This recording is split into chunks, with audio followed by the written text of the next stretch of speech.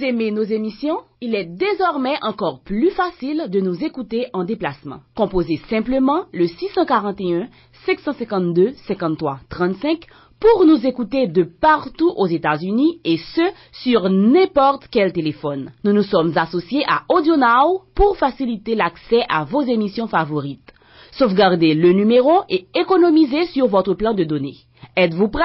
Encore une fois, le numéro pour nous suivre en direct est le 641 552 53 35. Les appels n'utilisent que vos minutes mobiles. Amenez-nous où vous voulez. waaw man Eumeu Sène maa ngi déglu suñu kër FM altine bu jot 3h ba 4h ak Cheikh Ndiaye galgal booy bombo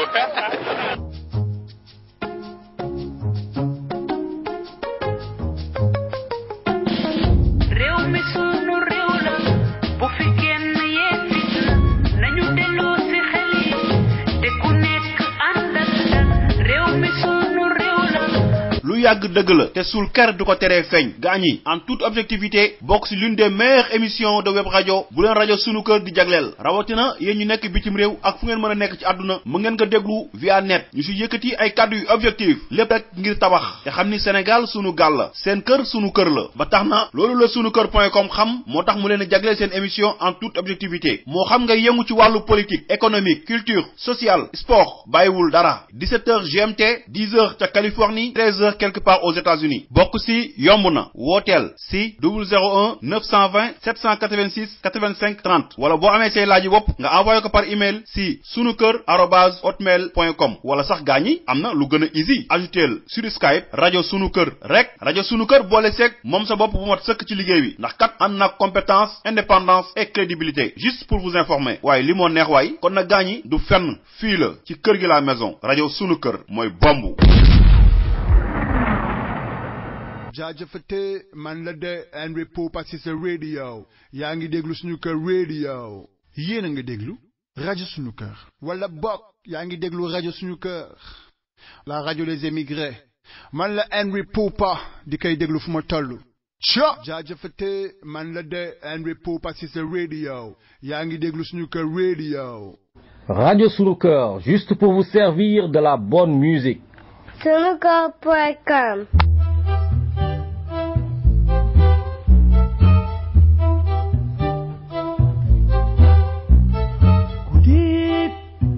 masa guddee jidi mën a konto masa guddee waaw yéen xaaleel yow mi ni laa ko bëggee waaw voix des jeunes di émission bu leen rajo sunu kër di jagleel yéen ndawu Sénégal moo xam ci li ngay yëngu ak si bépp domaine boo mën a yëngu rajo sunu kër talal na la micro fas yéene na la jàppale ngir liggéey gën a fës voix des jeunes di émission bu amul xaj ak seen ndax y a pas de sous-métier mbokk yi sunukër.com ànd seeg rajo sunu kër dimanche bu jot ca 10h ci Californie 17h GMT 19h à Paris kon nag yow boo dee ndaw te développement réew mi soxal la dimanche bu jot na nga ko kale ci sunu kër rajo ndax kat déglu sunu kër njëriñ neen la mën ngeen bokk tamit ci waxtaan bi wooteel si 001 920 786 85 30 wala bu fekkee da nga am ay laaj yooyu yónnee mën nga ko yónnee ci sunukër@hotmail.com wala sax am na lu gën a easy ajoutel rajo sunu kër ci Skype lépp rek sotti seeg def si la du fenn fii la sunu kër seen kër gi la maison gaañi kër gi rajo sunu kër mooy bombu. Sunuker.com Welcome to Sunuker.com.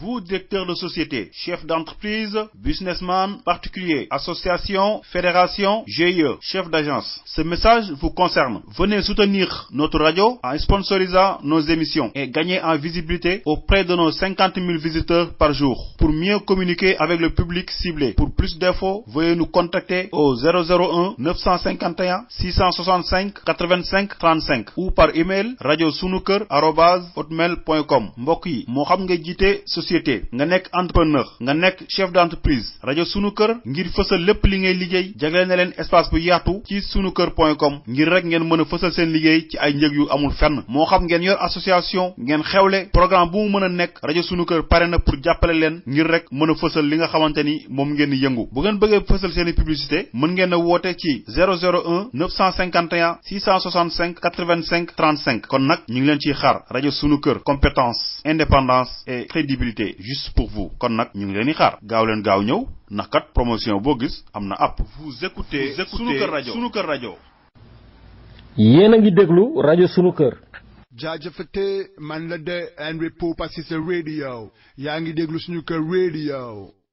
yéen ñi di déglu rajo sunu kër ñu ngi leen di gërëm bu baax ci seen fidélité Sunuker.com. Sunuker.com. Welcome to Sunuker.com. L'info autrement. L'info autrement est la toute nouvelle émission de la radio Sunuker et le site sunuker.com. Une émission présentée par notre lumière nationale, l'international Amazon, Sokhna Rama Diagne, et l'incontournable, le chroniqueur, le pertinent. Il nous retrace les faits saillants de l'actualité nationale et internationale. L'info autrement, c'est tous les jours, du lundi au jeudi, 16h GMT, 18h Paris, en direct sur Sunuker Radio. Pour y participer, appelez au 001 920 786 85 30 ou 001 951 665 85 35. Vous pouvez aussi ajouter Skype Sunuker Radio ou participer via Skype en ajoutant Radio Sunuker. Mbokk yi lii di émission bu bees tàq l'info autrement di émission bi nga xamante ni Radio Sunuker ak sunuker.com ñoo leen koy jagleel ngoot bu nekk si bu 16h jotee ca Dakaru 18h ca Paris mbokk yi Radio Sunuker moo ñëw ak yéen ak Sokhna Rama Diagne Arwa l'Amazon international la Linguère nationale di émission bu amul fenn émission bu leen di dëgtal xew-xewu bés bi dañuy faral di wax naan picc nga ci kaw waaye xel maa ngi ci suuf loolu moo waral sunu kër compétence bu ñu ko xamee indépendance bu ñu ko xamee ak crédibilité bu ñu ko xamee mu jagle leen émission bu bees bi l'info autrement bu ngeen si bëggee bokk ci waxtaan bi yéen tamit mën ngeen a woote ci 001 920 786 85 30 wala ba tey 001 951 665 85 35 wala bu fekkee dañ ko bëgg a déglu tamit mën ngeen a woote ci 001 302 781 82 04 wala sax gaañi lu gën a easy doo fay dara ajoutel Skype rajo sunu kër l'info autrement du fenn fudul fii si sunu kër ci kër gi la maison mooy bambu.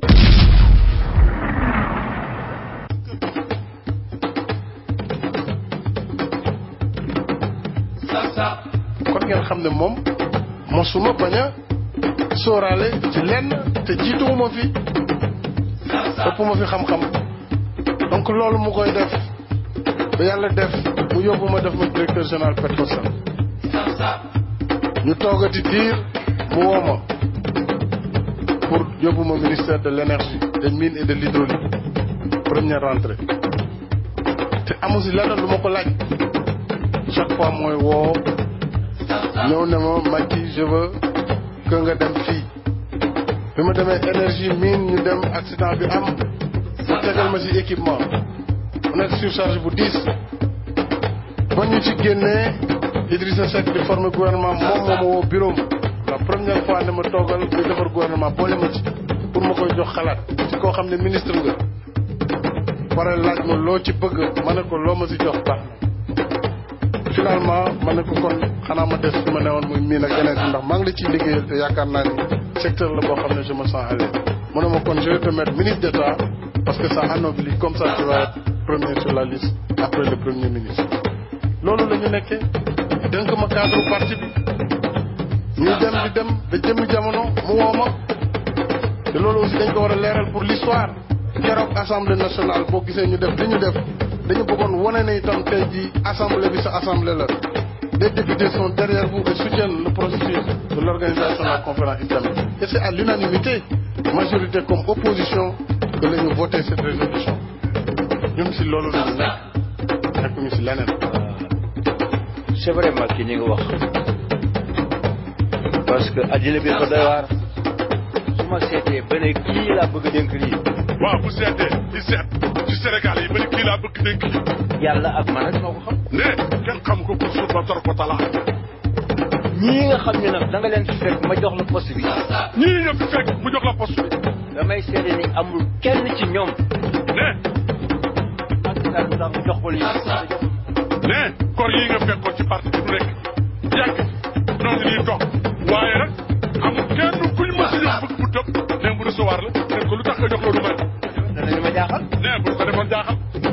ma leen man wax lii wala lëleel du leen wax lii wala lël lu dul sama bëgg-bëgg bopp rek lu dul rek sama bëgg bopp yàlla moo ma xëy rek ci loolu man def ko te yàlla ma ko sax mënu ko expliquer am na ñu xam ne woon dugg seen bopp moom ma xiir ci loolu président ne waaye nag yàlla ko xëy ci loolu bu waxtaan mu ne ma léegi je veux que tu ailles au ministère de l'intérieur en tout cas président intérieur bi xaw ma lan la woon mais dama ko ragal kon loolu day wax dëgg yàlla xam dama xaw a diis parce que man daal technicien laa te daal si laa gën a nekk à l'aise mu ne ma daal il faut que nga dem foofu parce que loolu moo ma gënal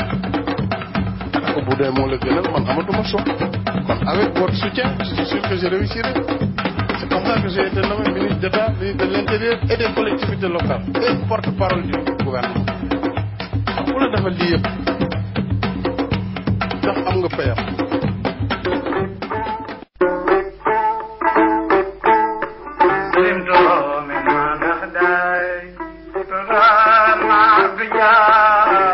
Assalaamu aleykum wa rahmatullahi taala wa barakatuh. Mbokk auditeurs yi yéen a ngi déglu seen émission l'info autrement tey ji nag di jeudi le 29 juin 2017 ñu ànd ak mbégte bu rëy ginnaaw bu ñu sante yàlla julli ci yonent bi sallallahu alayhi wa sallam di leen baalu ak di ñaan yàlla buur bi rabbu samawati wal ardi ki bind asamaan si ak suuf ak li nekk ci diggante bi ki bind est ouest nord sud ak li ci diggante bi bind nit ñi ak jinne yi ak malaaka yi ak lépp loo xamante ne xeetu mindaa foon la nekk ci àdduna bi ñu di ko gis ak yi ñu gisul yépp mu bind leen ñu di ko sant li mu ñu may ñu dajewaat fii tey ci beneen jeudi incha allah fas yéene leen indil waxtaan bi nga xamante ne ay at yu bare ngi nii ñu leen koy defal mu jëm ci sunu doxalinu réew ginnaaw bi ñu génnee ci koor gi di sant yàlla bi ñu mayee ñu dugg ci ba génn ci jàmm te ginnaaw ñaari korité sax yi nga xamante ne am na fi am ñu bari ñoo xamante ne dañ ciy profito dégg nga di ci dal sénégalais yi te loolu doonul benn phénomène boo xamante ne Sénégal rek la dal daanaka réewu l'islam yépp boo fa demee yi ci bëri am na ci yoo xamante ne yooyu dafay am ñaari korité ba ci ñett am na lu ma ci wóor loo xamante ne ay nit ñu dëkk Pakistan am na fa ñu dëkk Indonésie da leen di dal ci ay yoon yoo xamante ne rek diw moo may jiite diw du ma jiite donc diw bu waxee moom laay xaar donc nanu xam ne du un phénomène boo xamante ne Sénégal rek la xew nanu ko xam waaw loolu bu nu ko xamee dinañu gën a dépassionné mbir mi ndax am na ñu ciy def ay audio di ko utiliser comme source de division alors que l'islam bi nga xamante ne sax ci la ñu nekk bu nu ko seetee réewum arab bu ci nekk ak ni nga xamante ne noonu lay doxee l'islam ginnaaw source bi nga xamante ne moom la topp ñii maliki ñii anbal ñii ak ñeneen ak yeneen yoo xamante ne mooy constitué ñeent ba ci juróomi yoon yi nga xamante ne ñoo ci gën a siiw donc ñu ngi ndokkeel sénégalais yépp ci weeru koor bi nga xamante ne génn nañu ko di ñaan yàlla lépp loo xamante ne ñaan nañu ko ci biir weeru koor gi yàlla nañu ko nangul rawatina ci nag li nga xamante ne dañu koy ñaan saa su nekk mooy wér-gu-yaram ak fan wu gudd ak koom-koom dégg nga ak mucc te muccule ak njaboot yi nga xamante ne surtout dañu leen yore ñu juddoo bitim réew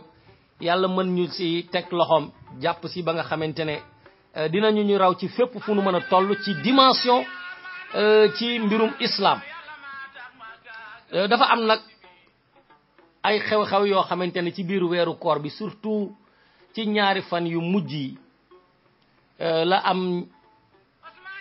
ki nga xamante ne sunu ancien premier ministre la daanaka mën nga ne mooy premier ministre bu Sénégal bu faatu ñu témoigner ko waaw ci premier ministre yi Sénégal am yépp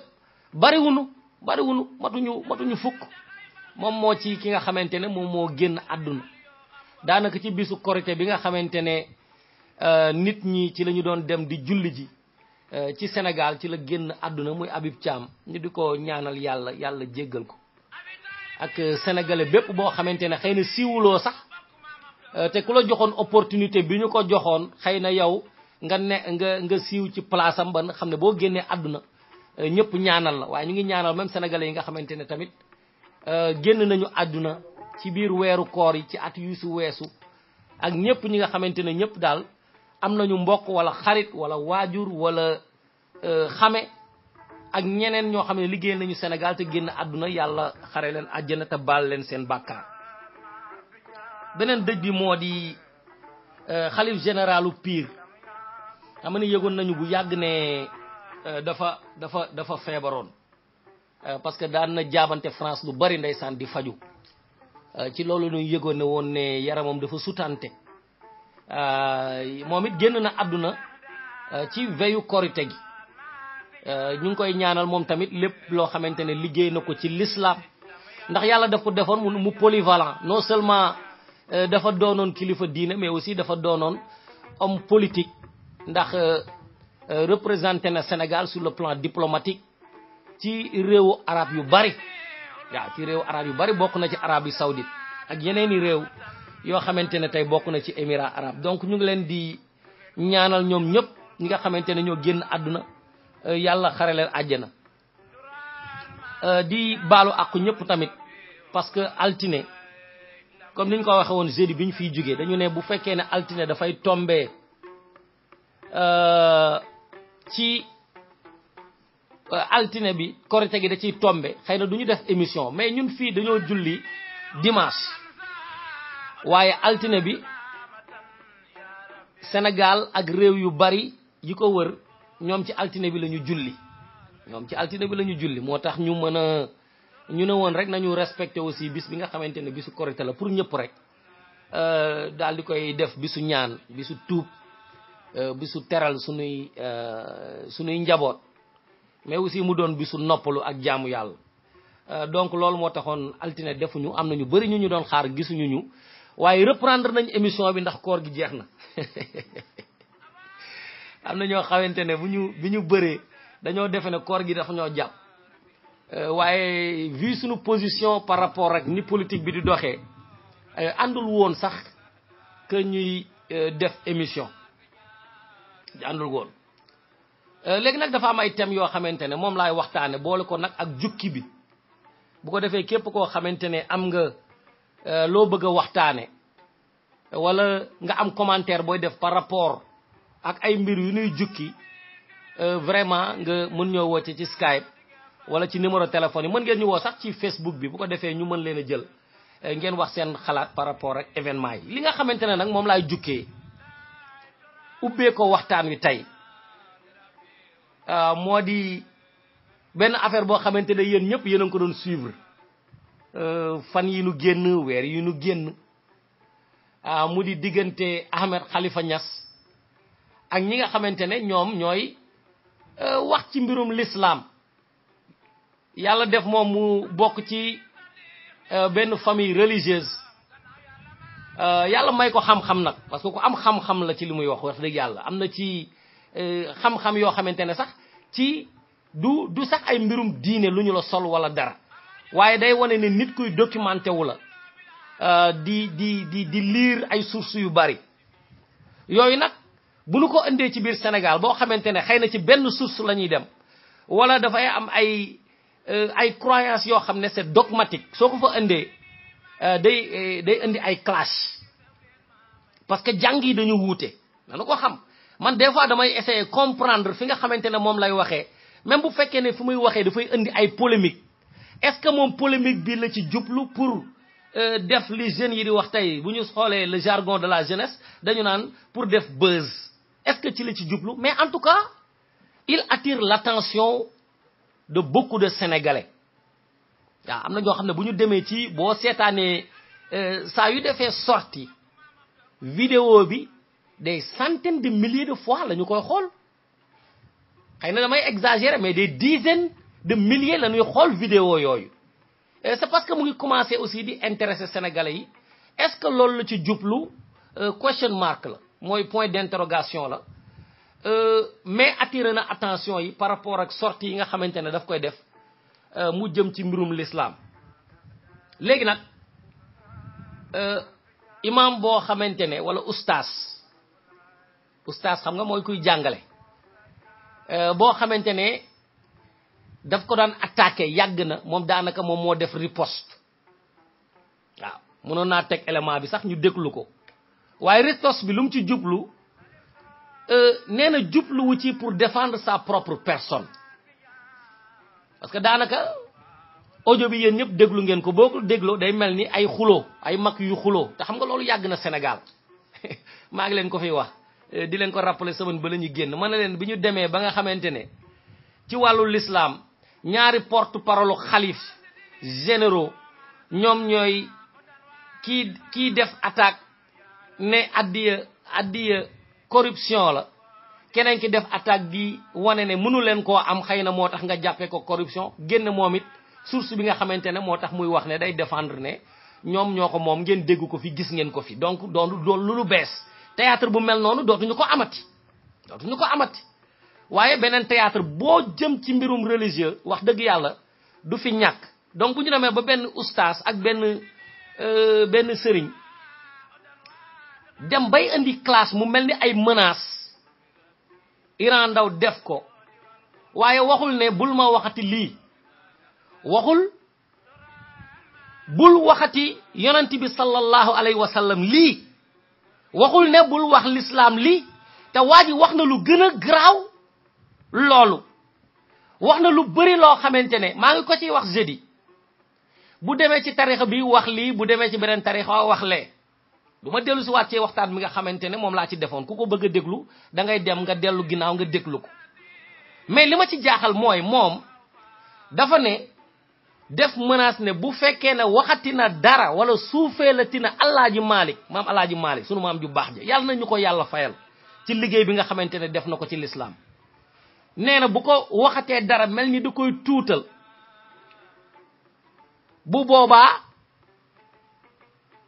bakkanam bëggatu ci dara daanaka ndax gis na nit ku wax ci benn sëriñ ñu tiim ko mu yore micro ñu ne ko waxal da ngay fen mu fen donc moom fu mu toll ni nee na moom moo génne boppam pour doon défenseur maam Alaaji Malik ndax jar na ko c'est à vous de faire l'interprétation mais dafa am benn jàngat rek boo xamante ne dama ko ci am xam nga man Sénégal dafa doon réew moo xamante ne yàlla fa la ñu boole ñu juddoo fa màggee fa doon témoin de beaucoup d'événements yoo xamante ne boo ko jàngatee da ngay rus surtout ci at yi nu mujj rek ci 5 dernières années yi nga xamante ne ci la ñu mujj nga xamante ne événement yu nekk am na fi ci ay coow ay tooxi dooni yoo xamante ne duñu ko teg fenn lu dul ci l'islam ñëpp témoigner ko te amuñu kuy défendre l'islam bi nga xamante ne moo ci gën a mujj te gën cee rëy mooy mbirum caricature boo xamante ne dañu wax ne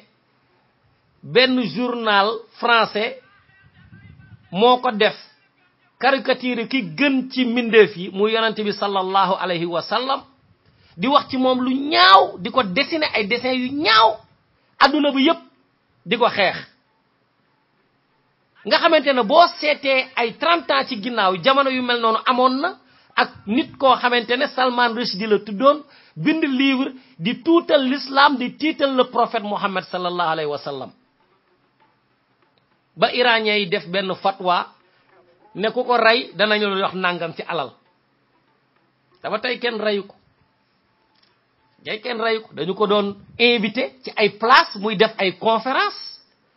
daanaka ay alal yu bari la ci jële loolu nag bi nga xamante ne moo mujjee xew di mbirum caricature yi ak ñoo néew ñi nga xamantene génn nañu pour défendre yonent bi sallallahu alayhi wa sallam ñi ëpp ci ñun dañoo def li nga xamantene yàlla moom la mujjee wax mooy dem nga ba mënatoo ci dara nga naqarlu ko sa xol te ñun jaaruñu ci étape yépp pour dem naqarlu ko suñu xol li ñu njëkk a jël mooy li gën a yomb parce que damay wax ne nous sommes des partisans de moindre effort bu ñu tegalee benn solution bu ñu tegalee benn équation ñun sénégalais nag laa wax parce que sénégalais laa xam daanaka soo ko jàngatee yóbbu ko au niveau continental da ngay gis ne même l'africain day dugg ci biir da ngay gis ne même l'africain day dugg ci biir soo demoon ba koy toj di nga xamante ne même le panafricanisme bi nga xamante ne tey ñu bëri ci moom la ñuy identifié wu ci jeunes yi bëgg koo def un idéal pour la jeunesse boo ko seetee du dara lu dul un outil de politique wala pour ñu ràññee leen am na ci ay politiciens yu bëri yoo xamante ne dañuy woote seen bopp ay panafricanisme parce que moo bi dañu koy foowee dañu koy foowee parce que xamuñu ne le panafricanisme c'est une construction politique réelle qui vise à rassembler les Africains pour un développement global de l'Afrique, du continent africain. Du ñu ko xam du mbirum ay position politique wala nga bëgg identifier sa bopp te nit ku nekk un panafricaniste da ngay gëm l'africain da ngay gëm lépp loo xamante ne ci continent bi la jóge doo am ay parparloo da ngay dem ba nga xamante ne la couleur de la peau da nga koy dépasser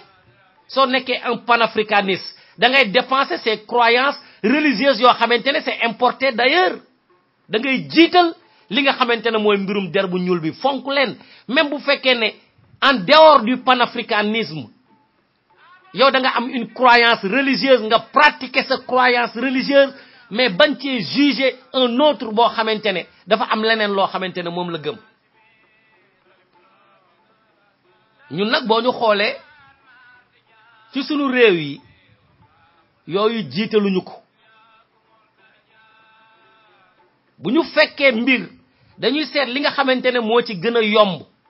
xam nga chercher lu yomb moo ñu indi tey ci ku ci nekk sa intérêt personnel rek ngay bëgg a développer de l'homme est égoïste de nature waaye boo xoolee ne ñun ñëpp ñoo toog ci suuf te bëgg nañu ku jug jaxante loxo jug dafa jot waaye bu boobaa dañuy joxante loxo waaye ku ci nekk bëgg nga jug malgré ce lourd fardeau bi nga xamante ne moom nga teg sa bopp ñu takk sunu loxo yi nit ku ñu takk ay loxoom takk ay tànkam yen ko lu mu attanul bu toogee ci suuf bu bëggee jóg dana jafe de faaw mu am fu mu jàppandu ñun nag bëgguñoo doon sunu wéeruwaayu moroom moo tax tout est source de concurrence tout dans tous les domaines domaine boo jël rek ay concurrence moo fay am lépp moo xam mbirum journalisme la moo xam mbirum écriture la moo xam mbirum politique la moo xam mbirum jaay la moo xam mbirum jënd la moo xam mbirum wut liggéey la lépp lu ñuy def rek dañuy dem ba nga xamante ne mbirum xëccoo la te xëccoo su amee rek iñaan am da ngay defe ne la réussite de l'autre dafay wane yow ne yow tu es un feignant yow lay wane moo tax bu ñu dem na ba nga xamante ne léegi bu ñu fekkee mbir rek dañuy seet li ci gën a yomb ñu dugg ci moo tax gis nga pléthore candidat yi nga xamante ne ñëpp bëgg a nekk député gis ngeen ko ñëpp ay candidat lañu waykat yi candidat lañu musiciens yi candidat lañu dégg nga ñi yoroon ay rajo ay candidat lañu ñu doon bind ay article ay candidat lañu ku ci nekk rek léegi candidat nga li ñu doon jox le politicien léegi le citoyen lambda moo ko gën a bëgg waaye nag wax nañu dëgg parce que nit ñi dañu doon dem dugg ci politique bi rek ñu teg leen loo xamante teg leen ci place yoo xamante ne seen connaissance yeggu fa mosuñoo satisfaire un professeur seen jàng mayu leen ko am ñoo xam ne bëgguñu may tudd jàng suma tuddé jang rek amna ño xamantene dañu ci mer te xamu ne na jang mo xam nak lo jangal chinois wala arabe wala lo meuna jang même sunu langue yi sax buñu ko doon jangale ci olof nit mën na ci jëlé xam xam ay buñuy wax jang c'est la discipline bu fekkee ne da ngay jàng ci benn université boo xamante ne pagaay la nit ñi dañuy def plagiarisme ñëw ñii di copier ay idée jàmbur te duñu leen ci punir loolu amul rigueur moo tax boo fa génnee dañu lay xeeb boo gisee ay nit di concurrencer ay école ñi naan University of California Riverside laa jàngee ñi naan la UCLA University of California Los Angeles wala ñi di la Harvard University ak ay Sorbonne c'est parce que rigueur ak la discipline bi nga xamantene mom la ñuy jàngale ci école bi motax sa yu fa génné ñu sanctionné la fa ak diplôme ñu respecté la mais bo nekké ko xamantene moso satisfaire un professeur ñu jël la dila tek ci ay poste ba ngay dem banane man vice président de l'Assemblée nationale la suñu démé ba lolu sénégalais yi nga xamantene ñom am nañu connaissance bi dañuy ne kon man ki waruma jité damay dem dugg ci motax tay ñepp rembaxlo nañu légui nak su ñepp rembaxlo ana kan moy woté su ñepp di jaay ana kan moy jënd day mujj dem doon un système de troc système bo xamantene nit ñi dañuy échangeante ay marchandises waye do ñu jënd xol nga légui radio yi parce que les candidats à la députation des élections législatives du 30 juillet tay animateur de radio yépp ay candidat lañu à la fin lu ñuy mujj def moy dañuy invité wonté xana sétlu wulen ko dañuy invité wonté kenn du gagner nak kenn du gagner parce que invité wonté bu amé rek moy tricherie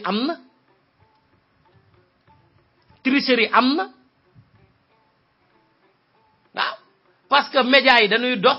té li leen di doxal moy publicité li leen di doxal moy jaay moy propagande kenn dematul jënd airtime kenn dematul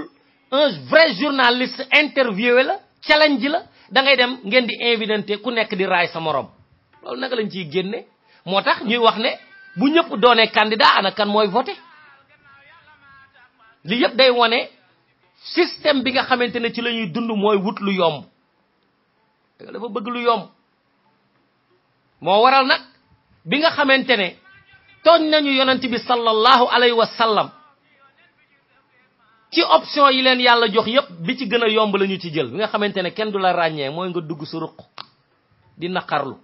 waye biñu ci tégué quelques mois ñu né dañoo ñu jël photo Cheikh Ahmadou Bamba bolé ko ci caricature yi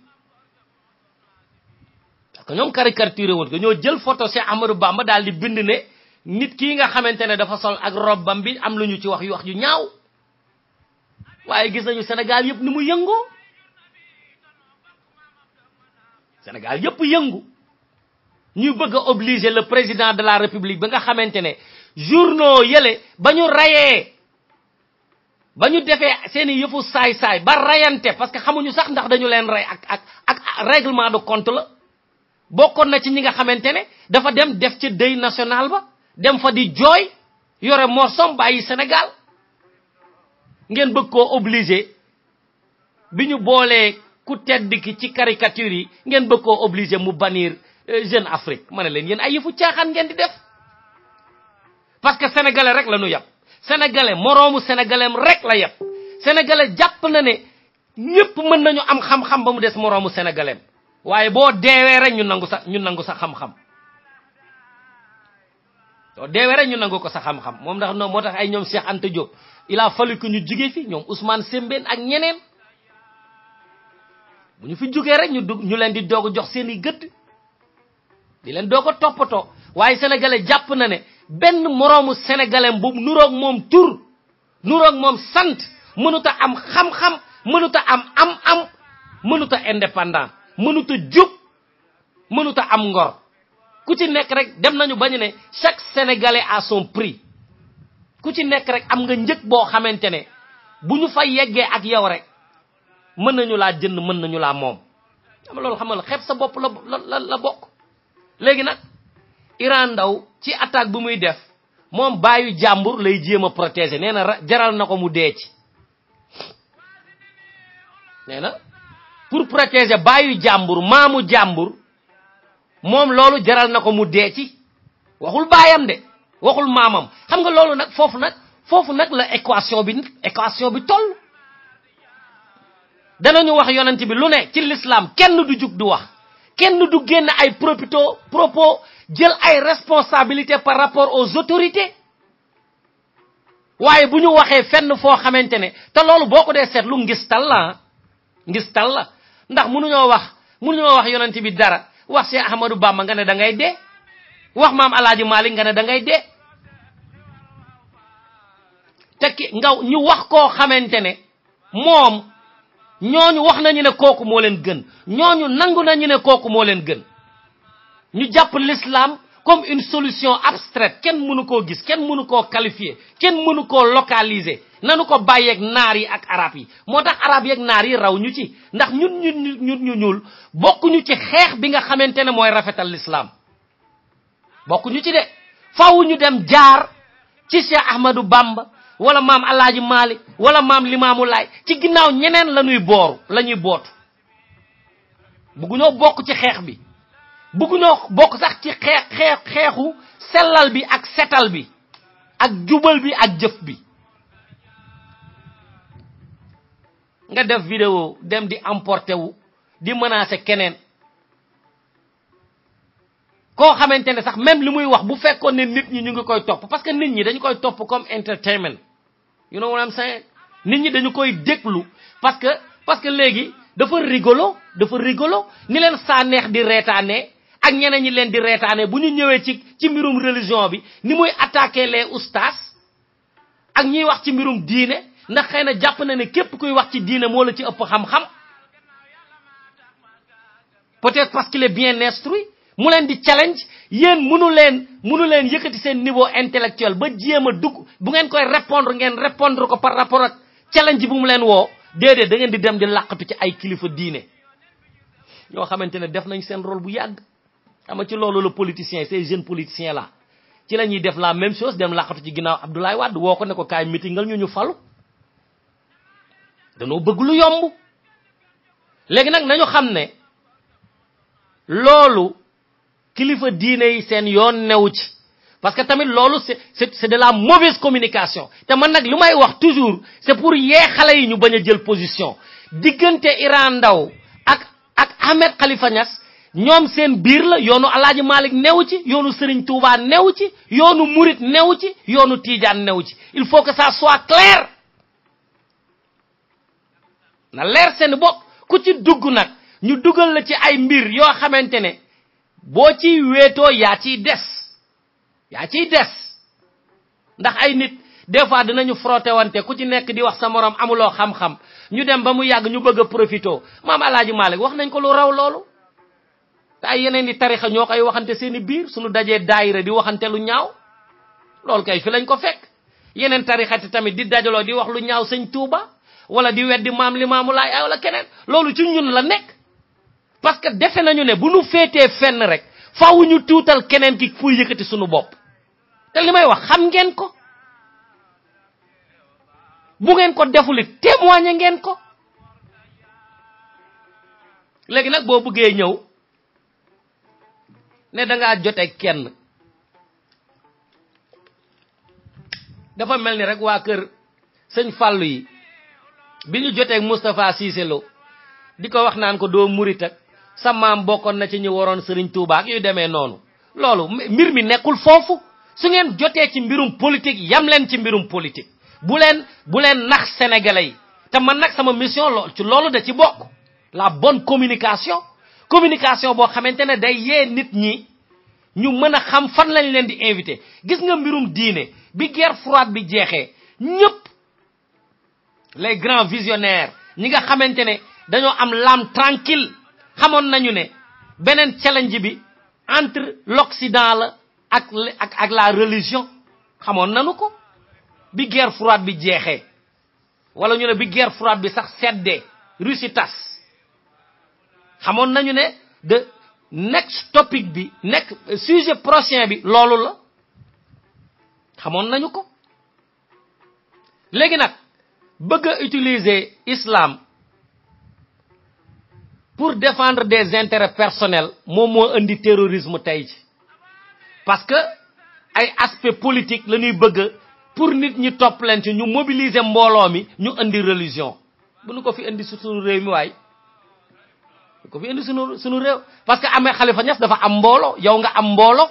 su ngeen dee jotee teg leen ko ci xam-xam rek da ko tegee ci xam-xam gaa yi ëffal leen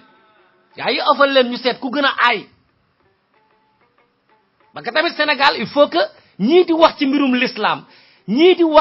l'islam laa la wax ñi nekk ci rajo yeeg ci télé yi ñi ci ëpp ci ñoom laa lay wax nii waxuñu fi sénégalais yi lu ñu xamul billahi yàlla xam na ko ndax lépp lu ñu fi wax rek sëñ Touba bind na ko teg Alaaji Malik bind na ko teg Baye Niass bind na ko teg sénégalais nag moo doon koo xamante ne du liir man des fois may liir ba daje ci kilifa yooyu seeni bind après da ngay yéemu ustaas yi nanu wax seen niveau jàng nanu ko wax parce que jël nit rek ne ustaas yomb na de am na ñoo xamante ne niveau certificat la nu yore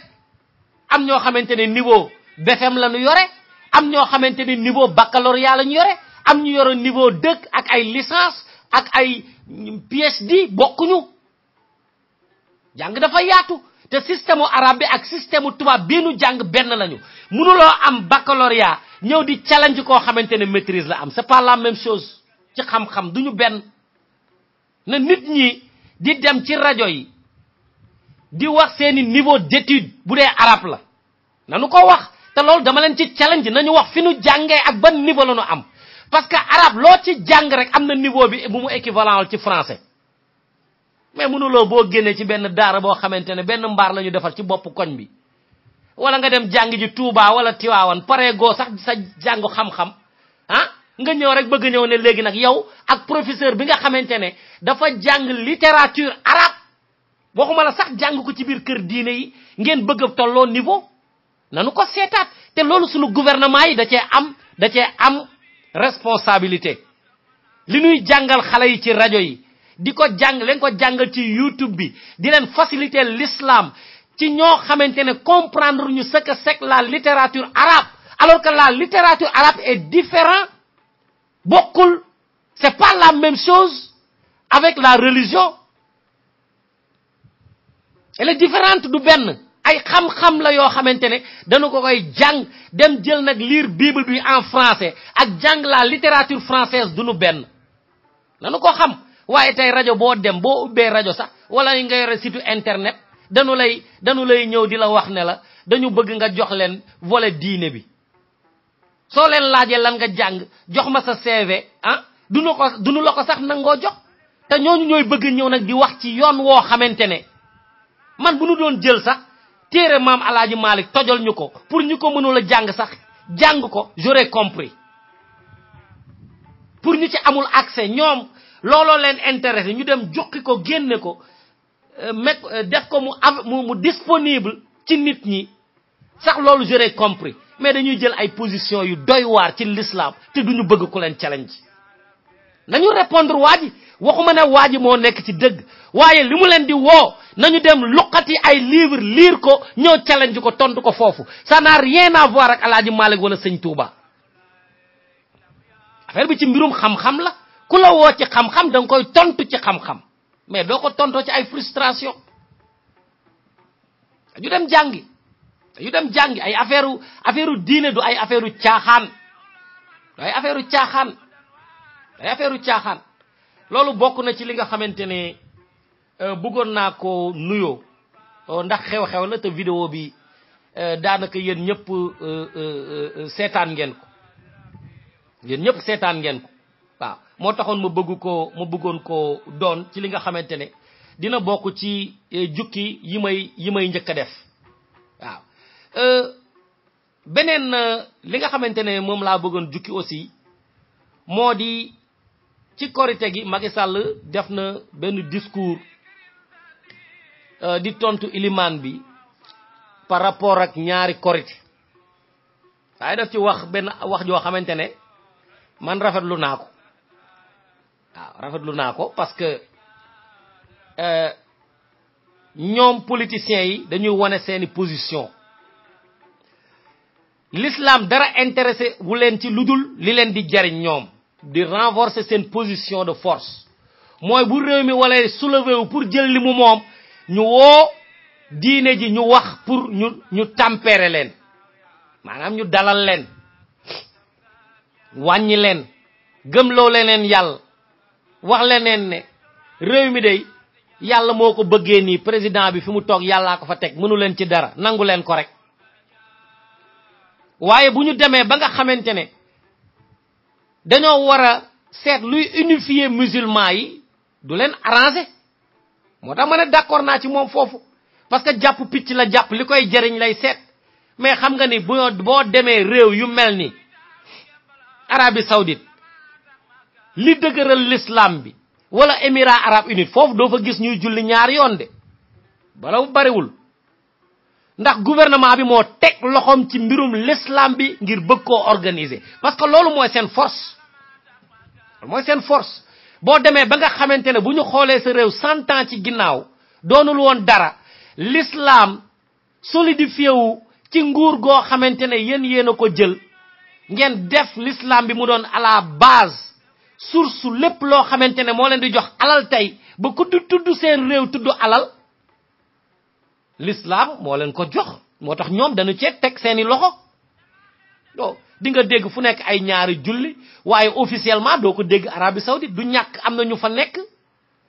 doon ay sia wala dara bu amee ñàkk ànd ñu julli ci leneen waaye doo ko fa dégg parce que politique yi ñoo ko gérer mais bu président bi ñëwee ne leen xam nga julli gi moom gouvernement bi mënu ci dara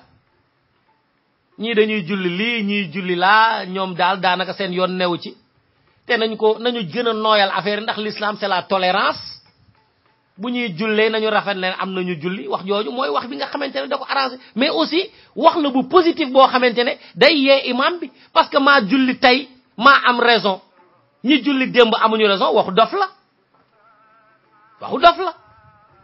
islam dañu koy bokk te yàlla dañu koy bokk kenn du ko aakimoo dañu koy bokk moo tax yàlla bëggoon nit ñi ñu bokk ko moo tax mu boole ay xeet yu dul jeex ñu bañ a nuroo pour que nit ñi mën a accepter wante malgré la différence waaw loolu bokk na ci li nga xamante ne génn imam Thierno Seydou Nourou Tall nag nee na mu ngi woo les candidats à la députation que ne bu ñu trahiré peuple bi dinañ répondre de leurs actes te loolu mooy li nga xamante ne moom la ñu politiciens yi di naxee saa su nekk waaw mooy dañuy ñëw tey am na ñu bëri ñoo xamante ne tey ci diaspora bi daayira yi di xew mosu ñoo xam ne daayira jeudi am na te tey daayira jeudi fu mu am rek ña nga fa de dañuy dem dugg ci daayira yi teew te duñu seet ban mbooloo croyance bi amalu leen njariñ moom laa lay wax sànq ci discours Macky Sall bi le politicien ce qui l'intéresse c'est son intérêt personnel yi dem ci daayira murit yi tijaan yi xaadir yi laayeen yi yàlla yi yu ne na mbooloo mi daje rek su mbooloo mi daje ñoom ñu ñëw bu ñu ñëwee nag daal di yor ay doq ak i lex di jaay yaru ne ca la ñu bokk pour que yéen ngeen yërëm leen ci moment boobu wala ñu wan leen ne am nañu yar ak teggin ci moment boobu ci quelques minutes yi nga xamante lañ fay toog pour que yéen ngeen am sympathie mën leen a voter te fekk seeni soxla la ñuy jaamu moo tax wax na leen ne leen bu ñu waxee li nga xamante ne moom la ñu bëgg a def ci mbirum député yi bu ñu leen falee bu ñu dem di ànd ak parti politique ñu leen falee bu ñu dem di ànd ak parti politique nañu fi nekkal askan wi te loolu wax naa ci jeudi nee naa leen bala ñuy mën a xam ne député yi askan wi lañu fi nekkal il faut que ñu organiser ko d'une manière ñu mel ni kuy fal président de la république wallahi bu ñu ko defoon rek mu jàll yoon waaye fu mu toll ci définition ñu ngi jàpp ne dañu leen a fal comme ni ñuy falee président de la république bi alors que ay liste la ñuy fal kan la ñuy dugal ci liste bi c'est à la discrétion du leader du parti moo tax gis nga frustration yi ci am ci néeg la ñuy toog waa Benno Bokk Yaakaar décider kan mooy doon seen député de la diaspora kan mooy doon seen député tel département wala liste nationale loolu kenn mënu ci dara bu leen neexoon tey ñu xëy ma def ma ci liste nationale ma ñibbi suba Sénégal waaye duñu ko def léegi nag sur le plan international aussi am na ci mbirum génocide Rwanda ay information yu fi génn yuy wane ne waa France joué nañ ci benn rôle bu doy waar yàgg nañu ko def nag te même seen président Rwanda def na ay interview ay sorties yu bëri ndax àndul ak gouvernement France ndax position bi nga xamante ne France rôle bi nga xamante ne joué na ko ci génocide boobu ay africain di reyante seen biir te loolu mooy la face visible de l'iceberg mooy mbir mi lii événement bi gën a dangereux bi am ay africain di reyante boobu rek lañu gis de ay ethnie yuy reyante waaye bis bu nekk ñu ngi koy def sax même en ce moment au Sénégal di jaxase ay nit ñoo xamante ne normalement lépp moo leen war a boole tey mu diviser leen benn bi ci njëkk mooy diggante Abdoulaye Wade ak ki nga xamante ne moo di Macky Sall France am na rôle bu mu ciy joué lii nag mbir la moo xamante ne ñu ngi koy topp parce que wane nañ d'une manière officielle vraiment rôle boo xamante ne dégg nga waa France joué nañu ko ci génocide du Rwanda ca Côte d'Ivoire nag barki démb Nicolas Sarkozy dafa dem def fa ñetti fan du 18 au 20 mu dem waaye ba mu demee ñoom Alassane Ouattara dañ ko lalal tapis rouge ndeysaan wala gis nga mbirum panafricanisme bi ñuy wax am na ñoo xamante ne seen réew su benn président en exercice ñëwee di leen rendre visite tax kenn du ko yëg ci réew ma waaw waaye Sarkozy ancien président français la te ba tey am na ay intérêt yoo xamante ne mu ngi koy défendre parce que dafa ñëw en tant que membre du conseil d'administration du groupe hôtelier français loolu moo ko indi Côte d'Ivoire waaye comme c'est la France Afrique te moom nekkoon na seen chef yàgg na leen a wax ñoom ci seeni réew naka la ñu koy diriger dañu ko lalal tapis rouge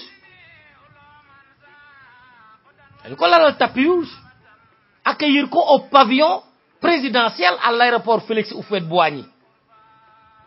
def ko benn rencontre officielle pourquoi parce que c'est un ancien président de la France moom moo ñëw di ñu rendre visite loolu bokk na ci li nga xamante ne bëggoon naa ko jukki te nit ñi dañu ci war a jàng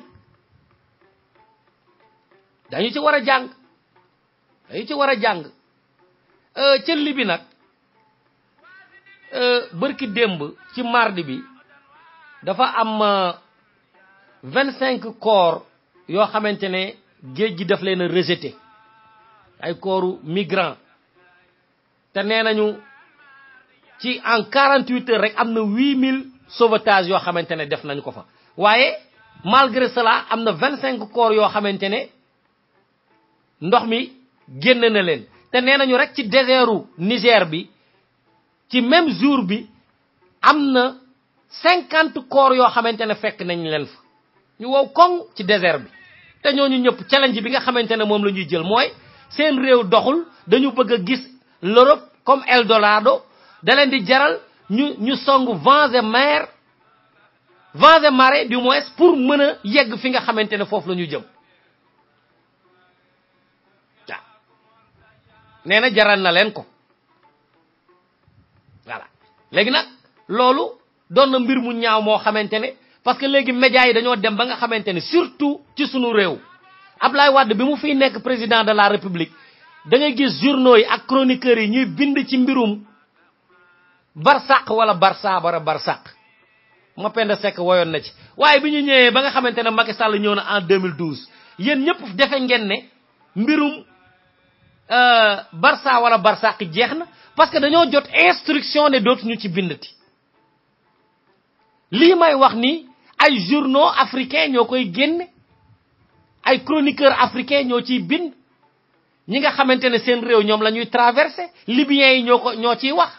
marocains yi ñoo ciy wax parce que dañuy jaar ci seeni suuf si waaye ñun sunu journaux yi arrêté nañu ci bind parce que dañu leen a sant ne buñu ci waxati ñu leen ko sant ne leen buñu ci waxati parce que bëgguñu population bi continuer di blâmer le pouvoir parce que li tax ñukoy bañ moy nit ñi fek ñu ngi def Barça moy Sénégal neexul te buñu démé ba yegg ñu ngi récupérer ay sénégalais fu mu toll ni bi leen déssé moy Allemagne ñu ngi récupérer ay sénégalais Espagne ak Italie te li ci dess ci jamono yi ni génn moy Allemagne joxé feu vert bi rek pour que Italie ak Espagne ak ñi nga xamantene ñoo bokk ci zone Europe dal di jël africain yoy tak leen dugal leen ci ay avion wala ci bateau delloo leen seen réew parce que sunu président yi neena sunu réew yi amul guerre neena sunu réew mi mu ngi dox amna liggéey ndax neena chaque année ñu créer 55000 emplois man amaguma sama copain yi ñuy liggéey ah ñoo xamone ñuy liggéey ba liggéey ñoy liggéey ñi nga xamantene mo suñu liggéey ba léegi dañuy deubal ku ñu jégué nak door jaar sa kaw jall lo mo fa xew mais 5 ans buñ doon chaque année ñu def 55000 emplois ni wax kon fu mu toll ni ñun ñëpp vraiment dinañu dégg sunu ay gaay yu liggéey mais amu fa parce que seen journaux yi moko téré né buñu ci wax donc kenn du ci wax waye tek deal bi sunu état di tek deal les pays européens mu ngi continuer ba légui sunu démé tégal leen seen plan yi ñu tek plan Sénégal émergent gis ngeen ko en 2013 lañu démon France en vague ñu jox leen ay millions jox leen ay milliards jox leen ay milliards d'euros ñu dellu ci ko légui nak Allemagne lañu bëgg tek dil mais sénégalais yi nek Allemagne ñu ngi bolo di def la pression vraiment chaque fois ma ngi jot seeni ay communiqué vraiment ay vidéo ñu ñuy def di ñu ko yónnee ku ci nek di wax ak sa manière naka nga nara xexé affaire bi waye suñu gouvernement ba tay tontuwul de seeni représentants yi nga xamantene ñom lañu sanni ci diaspora yi nga xamantene c'est des commerçants ambulants fu ñu dem tok fa quelques jours dëkk ci ay hôtel aux frais du contribuable sénégalais ñoñu ñoy génn bu ñu woowee benn site en ligne gisanteeg ñoom ñoñu bind ne diw neena li Sori Kaba neena nangam sangam loolu rek lañu tonto waye li leen sénégalais yi di wo ci challenge bi duñu ko répondre loolu nak bokku na ci lo xamantene day tiital nit ñi waaw ci walu élection législative yi nak Macky Sall dafa am len mbir mo xamantene moko téré nelaw té lolu moy région de Thiès danaka fépp mokk na waaye waa Thiès gis nañu ne depuis ba Idrissa Seck feeñee ba mu feeñee di yëngatu ci PDS ak ba muy génn ba nu koy tëj kaso ak ba muy dellu si di àndaat ak ñoom ak ba muy séparé wu carrément wax dëgg yàlla Thiès moo ko moom gaa yi def nañ fa lu ne depuis ca Abdou Diouf mënuñu faa gagné séparation wam ak Abdoulaye Wade taxul ñu gagné fa légui nak dajalé na ñu né ngir bëgg vraiment nangu Thiès fu mu toll ni ay milliers de millions la génné diko jox ay nit képp ko xamantene yaakar na né war nga ko mëna jappalé ci dara rek té nga dëkk région de Thiès mu ngi leen di guerre té xamna ñoñu non dañuy lekk xaalisam rek man yele yépp le dem recevoir Talla Sylla ñu né alloué nako 500 millions de francs CFA pour que mu def liggéeyam parce que dané wa kër Idrissa Seck dañoo bloquer budget mënu la liggéey Thiès barki demb le recevoir aussi ñi nga xamantene ay responsable politique lañ du Kayor mu recevoir leen nuitamment ci palais bi deng journaux yé ko bind nak né dina leen jox leen xaalis né nañu 15 millions la leen jox sax pour passe rek té téwul dopé na leen politiquement di leen wané né amu leen lu ngeen di ragal dina leen jappalé wax na leen né leen na ngeen privilégier les visites de proximité parce que nit ñi biñuy dem di xex ci télé yi man lool la doon def lepp lo xamantene yaakaar na ne mën na ko def politiquement dem na sax ba nga xamante ne xam nga diggante Talla Sylla ak Idrissa Seck amul lu ñu leen ciy wax Talla Sylla dafa dem vers Idrissa Seck pour am li mu am amul ci histoire du Sénégal loo xamante ne mos nañ ko koo fal député la fi mos a nekk te député Kompolo demal genn wàll jox ma genn wàll mu dem genn wàll bàyyi jox keneen ki mu nekk moom it mu mën a doon mu mën a ñam ci mbir mi bu démissionné ki nga xamante ne mooy suppléant bi jël mais lu nuy fal amagu ko fi donc bu demee ba nga xamante ne garantir na ko dem na wuti garantie ci Idrissa Seck mi moom Thiès mu jël fauteuil bi mu toogoon jox ko tey Macky Sall dem na sax ba di leen di jaxase parce que day seet ki nga xamante ne moo ko fi mën a daaneelal waa ji moom lay jàppale léegi nag loolu du ko grandir moom Talla du ko grandir xam na ko sax xam na ko moom xam na ma xam am na bu baax ma xam am na bu baax léegi nag boo demee ba nga xamante ne man ba ma déggee sax ñu ne mu ngi wax ak Talla Sylla man dama rus parce que xam na ma xam na li nga xamante ne moom la yàgg mijoté ak ëy bi nga xamante ne moom la am pour moom boo demee ba nga xamante ne nag nit da ngay dem ànd ak moom parce que da nga bëgg benn poste nga dem am poste bi nga ne da nga koy suul su ma ñàkkee su ma demee ba am ñi témoigné woon ne damaa ñàkk yàlla nañu dee loolu nag du jàll loolu du jàll léegi nag Macky Sall génne na 15 millions jox ko alliés yooyu nga xamante ne ñooy Thiessois ci visite boo xamante ne dañu ko def mu jox leen ko en guise de transport journaux yi génne nañ ko parce que loolu jubluwu ci dara li seet yan mois lay jaar ngir mën a terrasser Idrissa Seck ci loolu la ci jublu maître Abdoulaye Wade nag nee nañu mu ngi préparer son retour nee nañu am nañu annoncé sax benn date nee nañu le 3 juillet lay ñëw Sénégal ginnaaw bu jaaree Espagne ak Italie dégg nga te première déclaration am nee nañ Mbàkke la koy defee waaw xanaa day dem Touba bu visiter ba pare daal di dem Mbàkke daal di fay defee déclaration ndax xalif bi nee na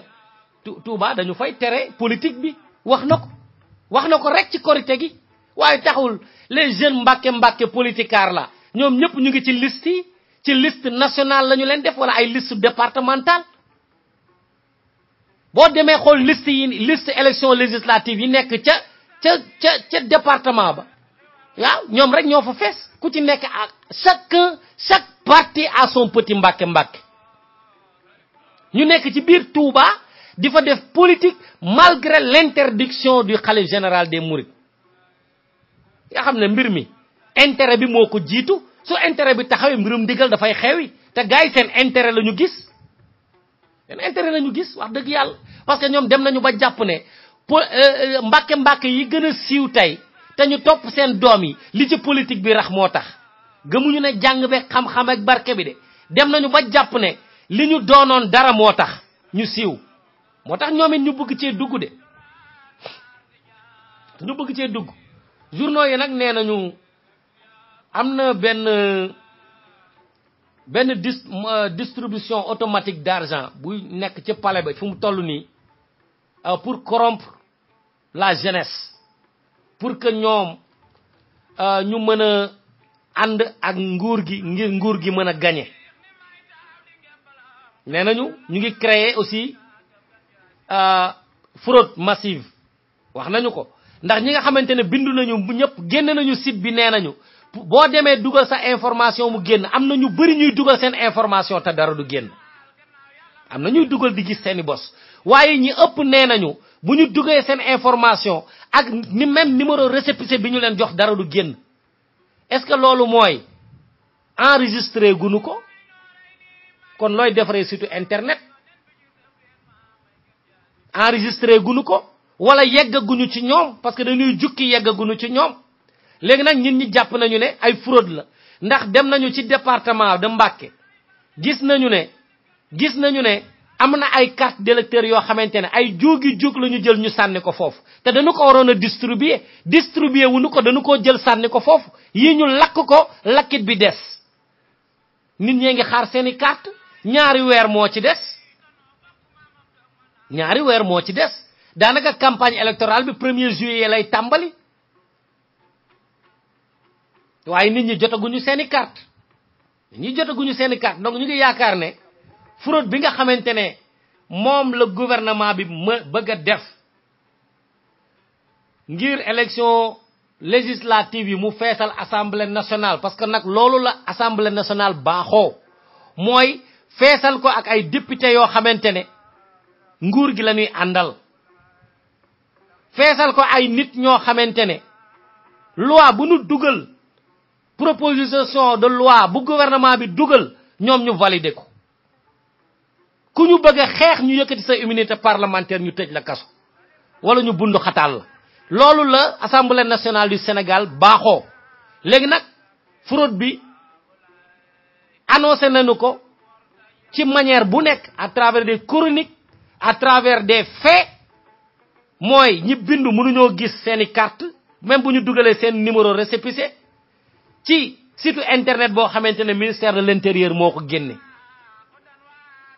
mais aussi ak ay carte yoo xamante ne defar nañu ko ba pare waaye lakk ñu ngi koy lakk ci àll bi wala sànni nañu ko ci àll bi seeni borom duñu ko jot te ku ko jotul doo mën a woote te maa ngi leen di wax ne loolu wax nañu ko fi ndax élection yii nu jëm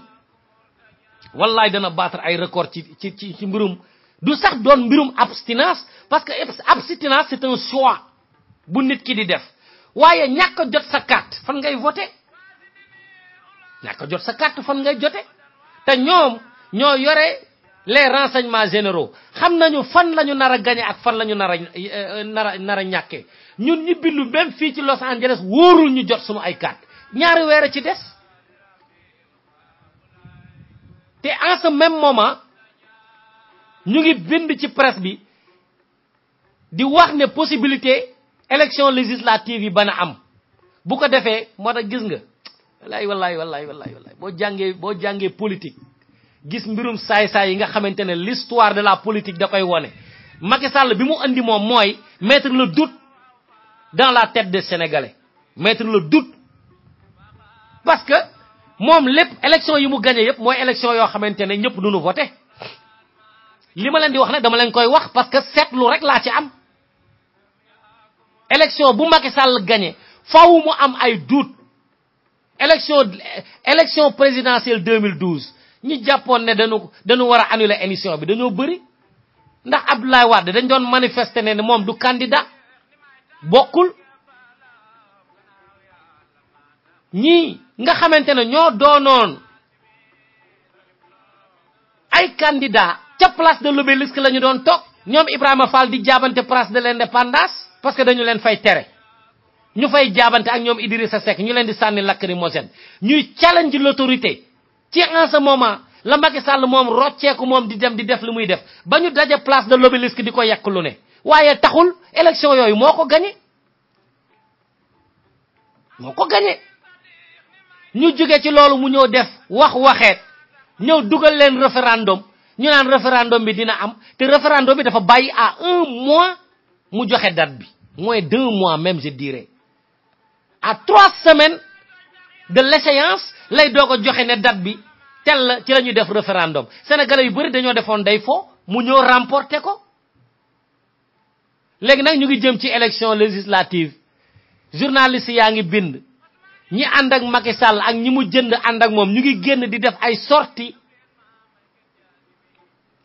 di def ay vidéo di wax ne amul dara lu taxaw pour que ñu mën a tenir élection législative yi bu ko defee bu ngeen ko liiree ngeen jàpp ne élection législative bu am bu ñëwee mu remporter ko te ci yoon woowu la nekk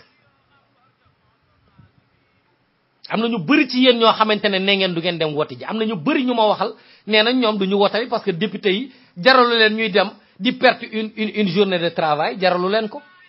loolu nag kenn mënu ci dara léegi nag corruption boobu wait and see nit ña ngi ciy wàcc ñi nga xamante ne ñooy candidat nanu xam ne rek mbirum élection du mbirum yërëm tëlu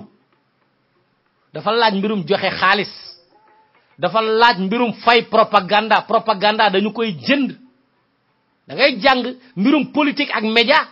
amna ñoo xamantene dañoo défé buñu duggé ci mbirum politique rek moy affaire connaissance quoi sama waay ji yor na lii wala yor na la ki yore na télé ki yore na rajo wala man damay dem Facebook def Facebook live nga defe ne di nga jot sa but dafa am liggéey boo xamante ne da nga ko war a def au préalable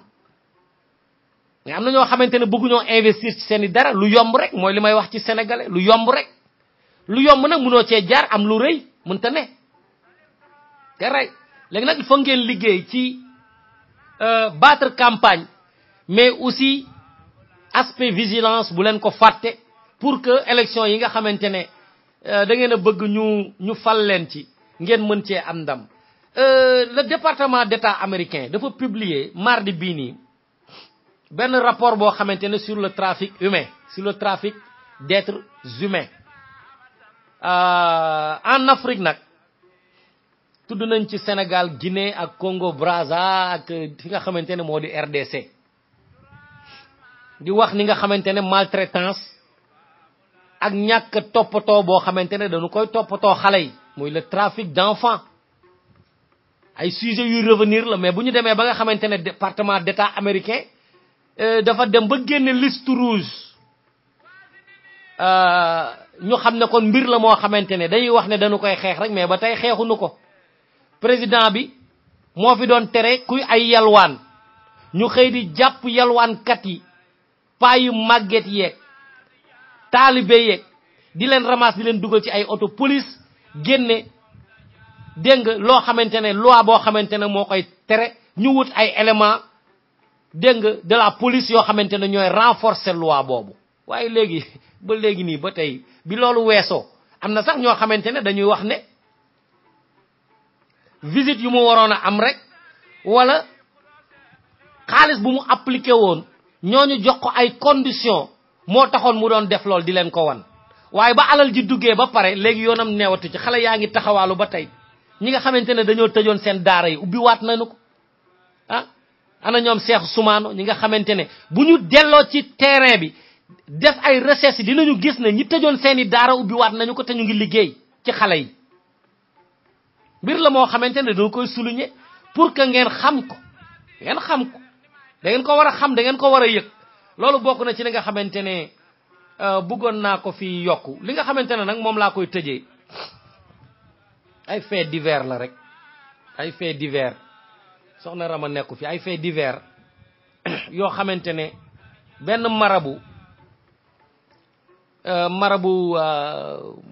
marabu moy serigne gisane yi rek am na ci benn waay boo xamantene moom dañu may yónnee élément bi day téléphoné nit naan ko dama doon liste xaar léegi sa numéro ñëw yónnee ma nangam ay 8000 lay laaj ak ay ñoom seen boko defule boko jappé mu saga la waye ki mom marabi bi mom dafa convaincre ben soxna bo xamantene jëkëram dafa gañu pour que mu convaincre son amant moy faram pour que mu toup dugg ci l'islam ba paré mu lek presque 4 millions de francs CFA journaux yi ñoko génné ben charlatan bo xamantene néna nak loolu yépp mom wéddi nako waaw néna dafa bëggona dimbali ndaw si rek pour que bu koku toubé mom mu am ci ay tuyaba ndaw si nak néna lek na presque 3,8 millions bi nak mbirum complexe bi rek lay dëkkal té defon na ci waxtaan ñi nga xamantene ñoo may suivre machallah depuis 13 ans xam nañu waxon na ko fi moy tubab yi dafa am ben tubab bo xamantene c'est un ressortissant belge bo xamantene il est établi à Tambacounda ko xamantene vrai pédophile man je connais des américains yo xamantene seeni réew sax mënuñu fay jariño dara waye dinañu dajale ci social security wala ñu dajale ci seeni retirement danaka ay homeless lañu ñu lay laaj ndax suma démé sa dëkk sumay am $1500 naka la fay mëna vivre xam nga $1500 boko def fayeku dem dëkk Sénégal bo moy tour bour ngay nek bour ñi ñëw ci sunu dëkk yi ay pédophile ay criminel deng ay homosexuel ay nit ñoo xamantene dañu yoré ay fièvre bu nu bëggé dukk sunu réew mi manam da fay facile yomb ndax sunu frontière yi dafa perméable da ngay ñëw rek jall kenn du len screen kii benn ressortissant belge la bu nekk ca Toubacouta la dal dama juum sànq dafa am benn xale boo xamante ne 13 ans la am xam nga ñun dañoo complexé tubaab bi ba nga xam ne dañoo wóolu suñu doom yi ak tubaab dañ ko wóolu xale bi nee na daal sa waa ji ma nga dëkk foofu depuis 20 ans nee na cultivateur la de profession mu ngi tudd G Lolot la tudd jar naa dénoncé léegi nag day accueillir les enfants bu ñëwee mu leen di may ay tàngal xala naa musi tubaab di maye tàngal rek te ku mu may tàngal rek dana am lu mu la taqal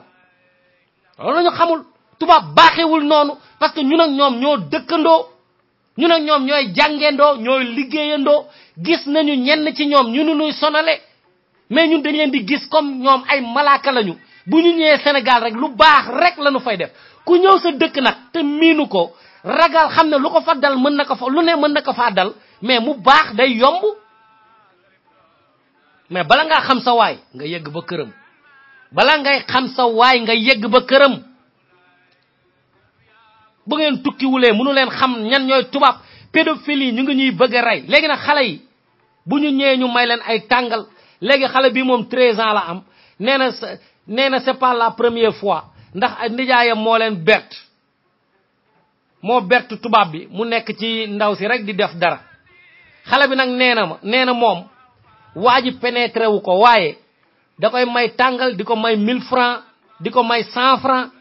te loolu xaalis bu bëri la ci xale 13 ans waaye bu ñëwee rek mu jàpp ko rek di raay ween yeeg rek raay ginnaawam ak fi nga xamante ne mooy partie privée am bu paree di frotter boppam ci kawam di jël bànneex ci xale bi rek xale 13 ans xale yi xam ne xamuñu dara ndeysaan waaye waajur yi aussi ñoo ciy ñooy def erreur bi parce que saa yu te loolu xawoon na point am na ci koo xamante ne gouvernement Sénégal da ko obligé dàq ko réew mi monsieur tubaab am na ko defoon Gorée même chose ay faits divers yoo xamante ne day c'est récurrent ay récidivistes yoo xamante ne bu ñu bëggee bànneexu rek ci ay góor ak ci jigéen xale ak maga ci yam nag Afrique la ñuy ñëw bu ñu ñëwee duñu may ay xaalis yoo xamante ne ay équivalent $10 la man ku ma woo di ma ñaan $10 suba bu nekk ma maye ci ay 100 mën naa ko parce que $10 bariwul waaye dañuy ñëw di ñu may ay 5 euros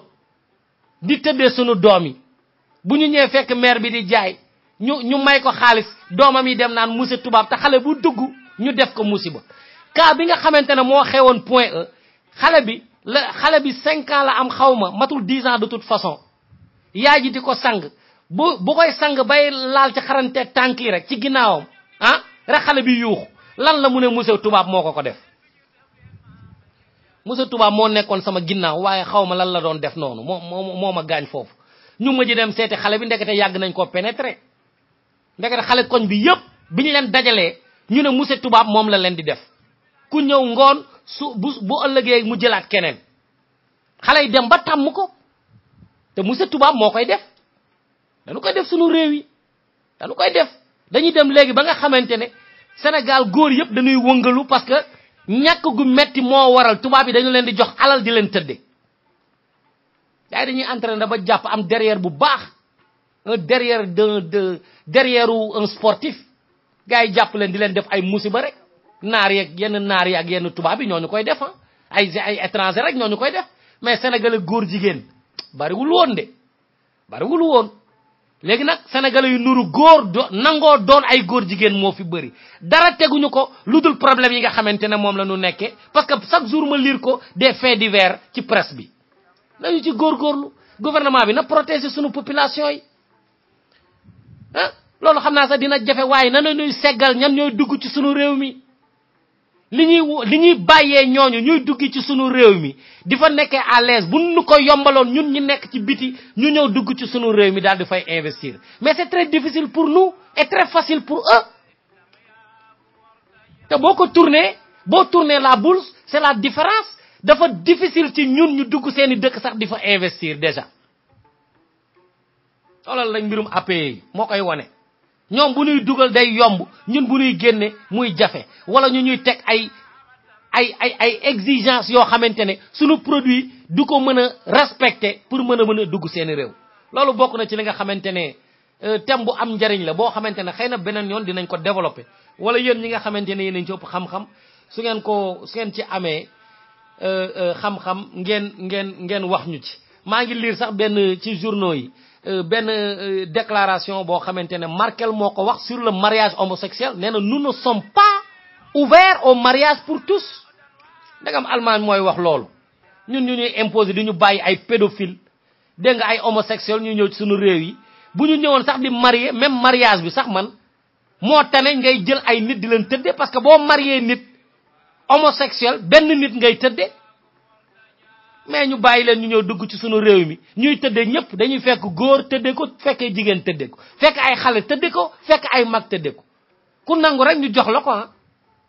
ku nangu rek ñu jox la ko nee nañu France offrir na 130 bourses à des étudiants et chercheurs sénégalais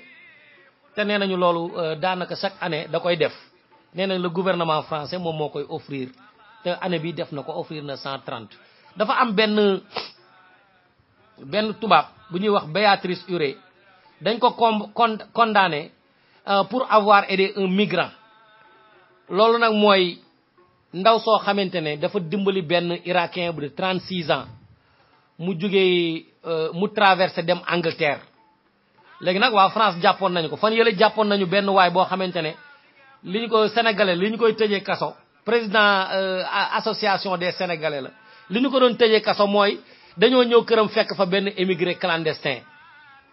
ama des fois mën nga doon président moo tax président association yi foog ñu leen di ñaanal di leen jàppale foog gars yi di leen jox xaalis sax di leen dimbali parce que ku sonn ci ñoom ngay dem daanaka soo bëggee saraxe da ngay dem seeti président association de sénégalais nga jox ko xaalis parce que ku am problème si ñoom ngay dem si ñoom ngay dem kii xëy na amul woon fu mu fanaan ñëw ci moom mu jël fanaanooloo ko këram rek ba bu ëllëgee mu seet fan la koy dimbale ñu jàpp ko nar koo tëj ci kaso bi ak alamaan dégg nga léegi ndaw si tamit Béatrice Uré loolu moo ko dal dafa dem waa ji muy dimbali daanaka nee nañu amaawam la xam nga tubaab bi tamit ñun rek la ñuy seet africain yi rek la ñuy seet de ndeysaan mu dimbali ko mais tribunal bi reconnaître na ko coupable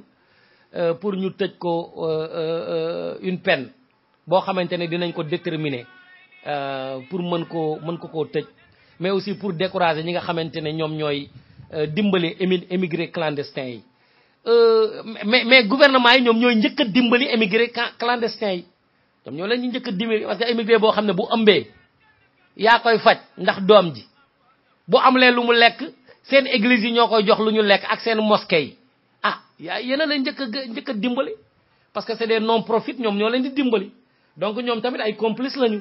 ay émigré yu amul kayit yoo xam ne bu ñu ñëwee raxasal la sa ndab nga jël leen da ngay waaru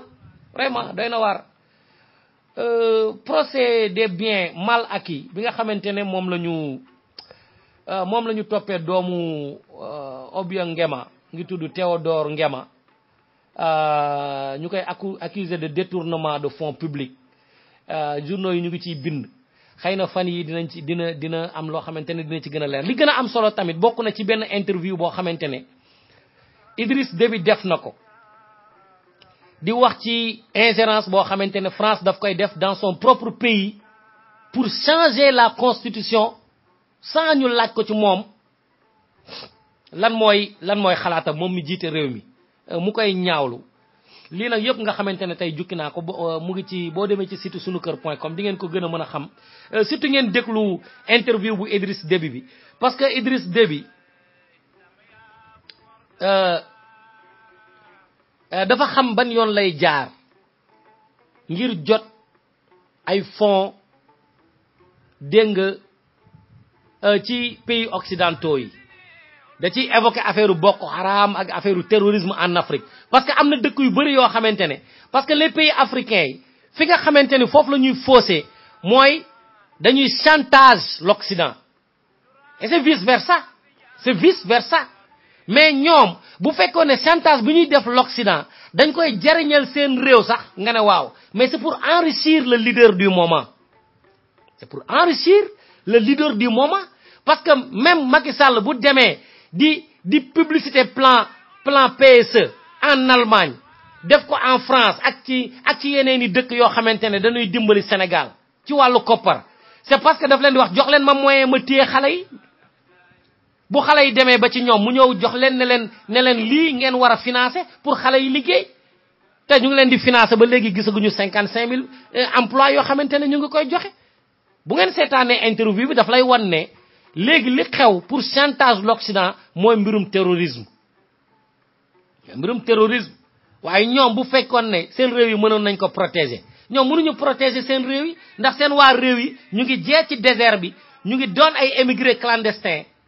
ñu ngi leen di rey ci àll bi te mënuñu leen protéger ñoom seen nguur la ñuy protéger mais protéger wuñu seen peuple il y a une nuance entre protéger son peuple et protéger son pouvoir il y a une grande différence léegi nag dañuy def semblant que ni seen peuple lañuy bëgg a protéger mais kuy protéger ce peuple duñu dee ci géej gi par milliers par centaines de milliers chaque semaine chaque jour ñu am ñoo xamante ne maire bi moo leen di rejeter ñu fol leen ñu dee ay xale yoo xamante ne doole la ñu am doole la ñuy wut ak koo xamante ne da nga leen di jox yëg-yëg ak considération ah ñuy dee ci mbedd mi ngay wër fu nekk di wax soo demee Nations Unies taxaw ci tribune bi di wax ñu defe na yow sa réew ngay protéger alors que yow sa bopp rek ngay jël en fait c'est des narcissistes leur propre personne rek moo leen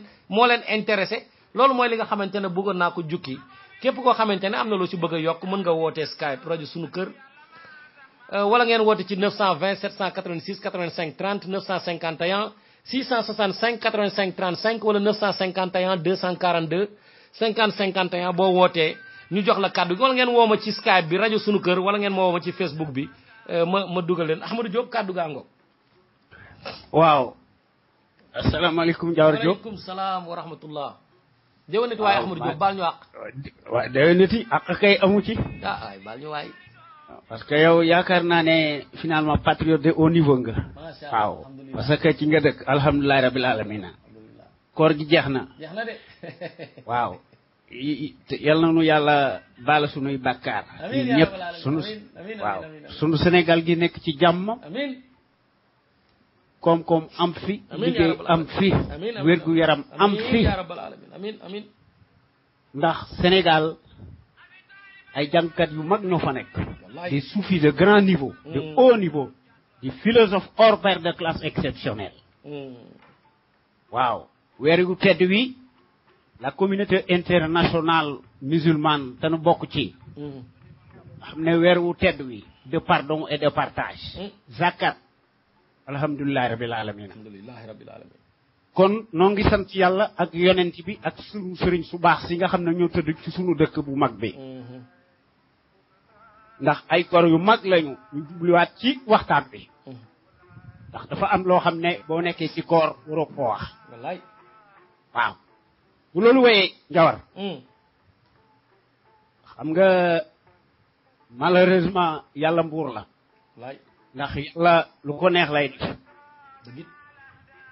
am na rappelé ko tout à l'heure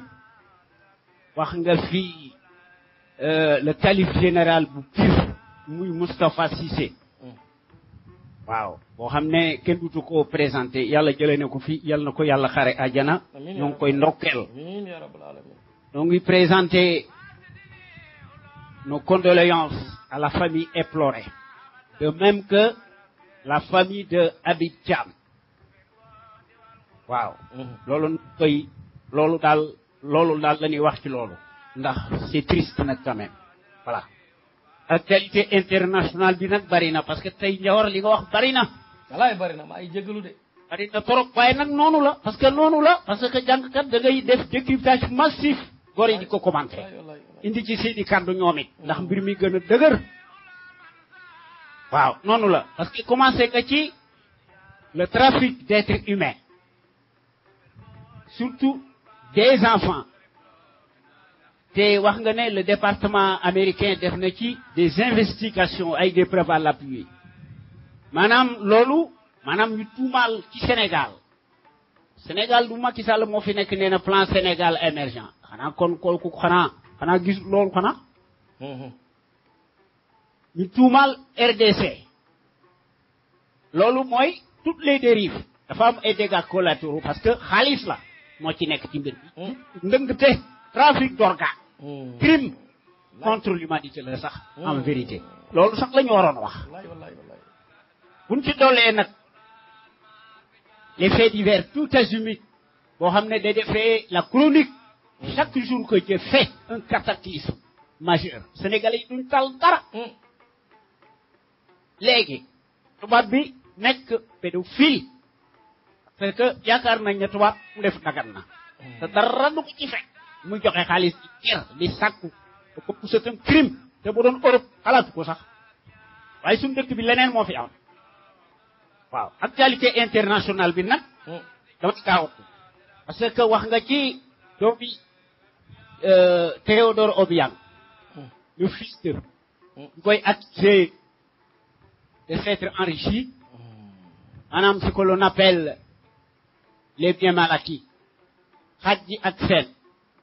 la géométrie variable ay standard affaire u intérêt la c'est que Obiang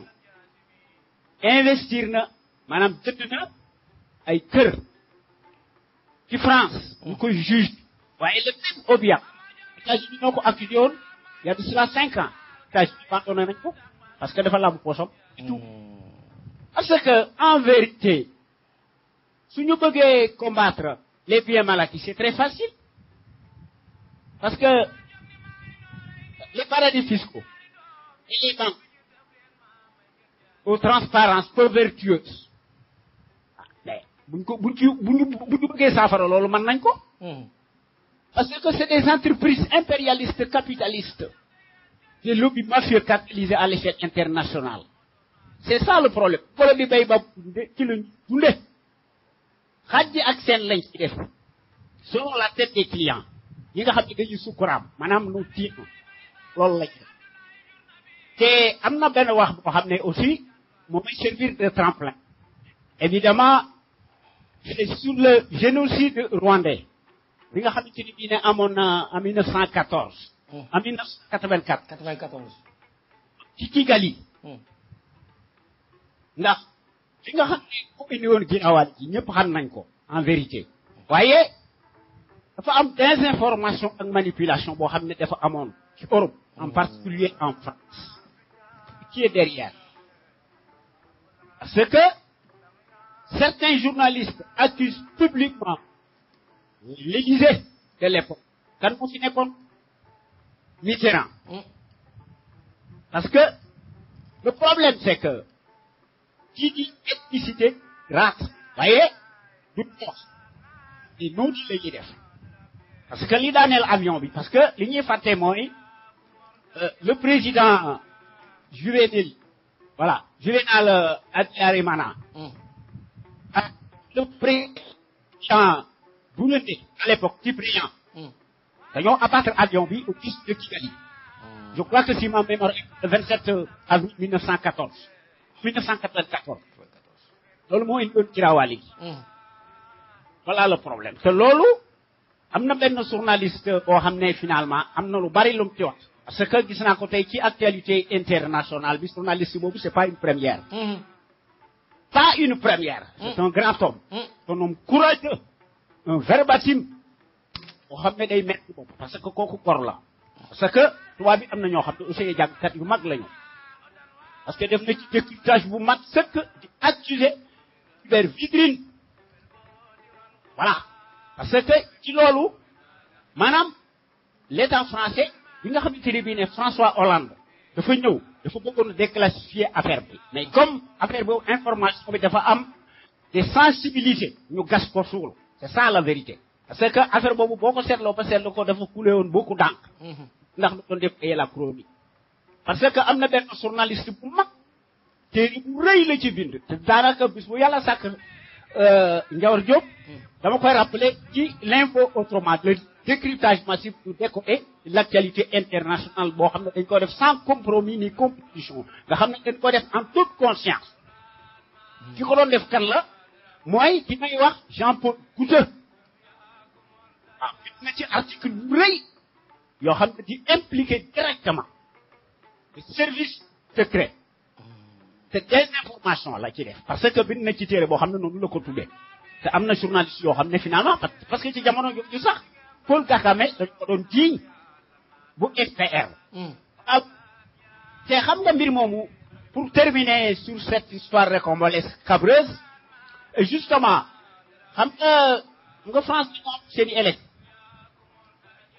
ci mois de mai xam nga Jean-Marie Marine Le Pen doon wax ci l'Holocauste maanaam ci juif yi waaw ca def benn discours boo xam ne finalement les politiciens ak les politiciens français au niveau parce que ñoom ñëpp yemuñu dañoo tànnante am na ñoo xam ne ak gis-gis bu mag la ñu am na ñoo xam ne c'est des affaires am na ñoo xam ne c'est dañuy def parce que bi nga xam ne bi ne Marine Le Pen dafa wax ci l'Holocauste mu ne l'État français n'était pas coupable kooku dafa créé woon un levier de bouclier de l'échiquier politique français loolu la waxoon waaye ba ci jaaxal et le scandale maanaam le génocide rwandais et le brigade ivoirien par Alassane Ouattara interposé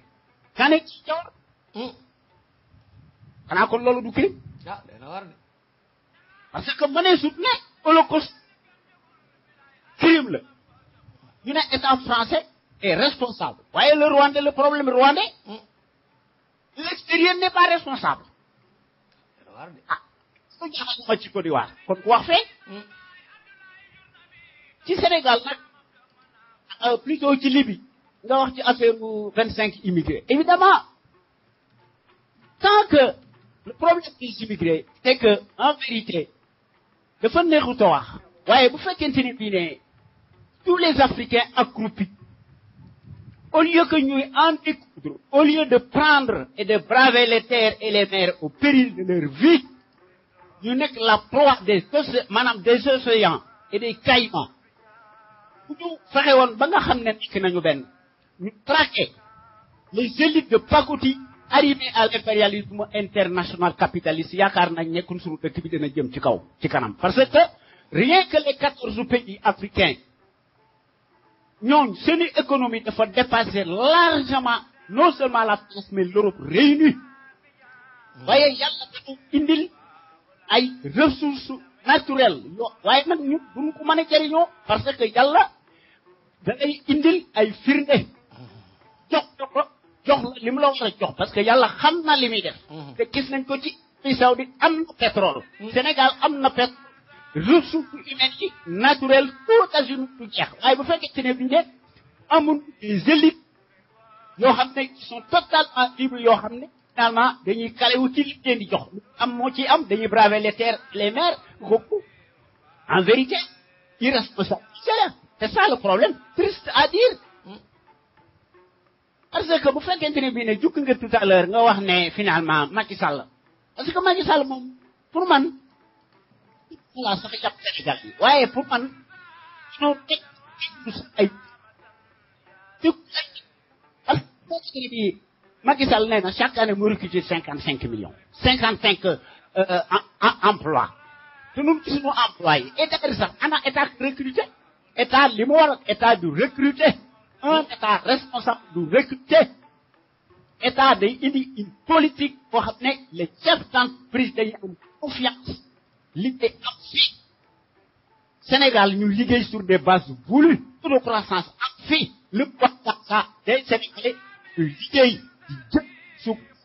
loolu la ñu war a def waaye bu fekkente ni bii la Banque mondiale le FMI nga xam ne dañoo nekk des institutions internationales capitalistes mais ñun golo bi bay baax bu dunde mais ñun loolu lanu am parce que ñun ñi nga xam nooy leb sax bu gën a riche en vérité voilà problème c'est ça parce que man bu denc sa da nga ne sa jox dans le 500 mais ci journaux yi waaw ci journaux qu'on appelle ça Macky Sall fan la jëlee 500 millions yooyu dans les caisses dans la caisse blanche nekkul caisse noire caisse blanche là parce que tout noir rek tudd ko noir voilà le problème voilà parce que loolu affaire corruption là voilà le problème te loolu mooy wane tout simplement que ne il faut que jënd ci suñu kuuta gii le circuit suffrage universel du jariñ dara Njawar su fekkente ni bii ne dañuy fal ay baadoolo yoo xam ne di wor lan lay jëriñ ba nga xam ne ñu def des institutions fortes inviolables bu fekkente ni bii ne Sénégalais dans la majorité du ñu seet si njëriñ ñu seen njëriñu réew bu fekkente ne bii ne liste des scrutins de pacotille ñu ngi ko joué dans la cour des voleurs en bande organisée Macky dépense sans compter corrompt tout azimut et sans compter ñu ciy boole nag maanaam da ngay nekk marabout nekk politicien maanaam marabout politicien parce que actuellement fi mu nekk Abdoulaye Wade dañ ko doon tuumaal ne finalement Abdoulaye Wade day wisaare qu'en est-il de successeur yoo xam ne qui n'est qu'un arriviste un parvenu parce que discours bi nag mën ta neex Njawar parce que il faut utiliser aussi les mots qui conviennent même s'il faut que nous édictorions nos discours voilà parce que Macky moo nekk en fait un guichet automatique fan la ko jëlee lan moo ko autorisé maanaam les impôts et les taxes de toutes sortes jëlee koy ŋàcce ana intérêt sénégalais yi dans tout ça députés yi lan lay jëriñ est-ce que députés yi dañoo nekk les députés du peuple par le peuple pour le peuple wala dañoo war a nekk député d'un président de la République amul fenn fu ko bind une seule virgule compte soo ko wax amul c'est du banditisme tout simplement voilà le problème parce que li wóor mooy lenn faute massive dana am inondation dana am abstention dana am parce que sénégalais yi problème bi mooy Tambacounda ak Saint-Louis annoncé nañu la couleur kon Macky bu ne dafa jël ay matukaayam yooyu ay wax la lu tax choisir toon à temps parce que il avait toute la latitude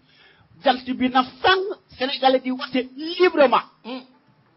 jox na ay instructions des mesures adéquates idoines mais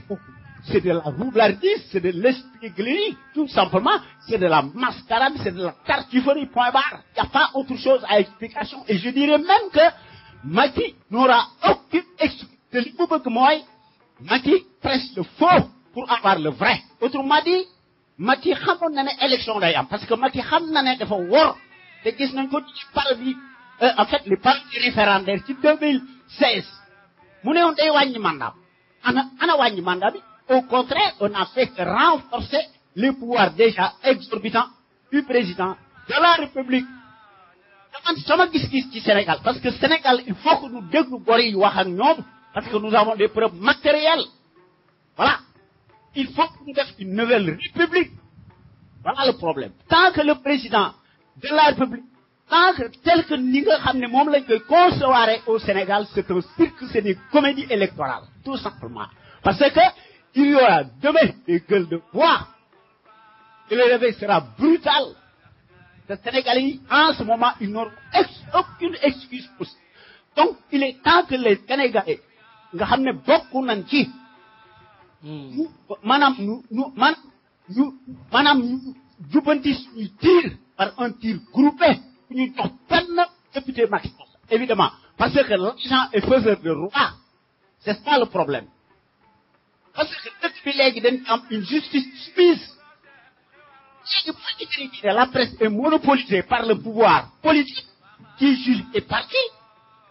Voilà le problème. Ñoo xam ne finalement dañoo am conscience faible. Ana démocratie jor corruption massive tout azimut. Macky Sall di utiliser les deniers de l'État et de façon abusive. Macky utiliser les services de l'État. Et kooku c'est une lâcheté lâche. Et c'est même, soyons sérieux. Man loolu moo tax Njawar nag ma baal mais sama discours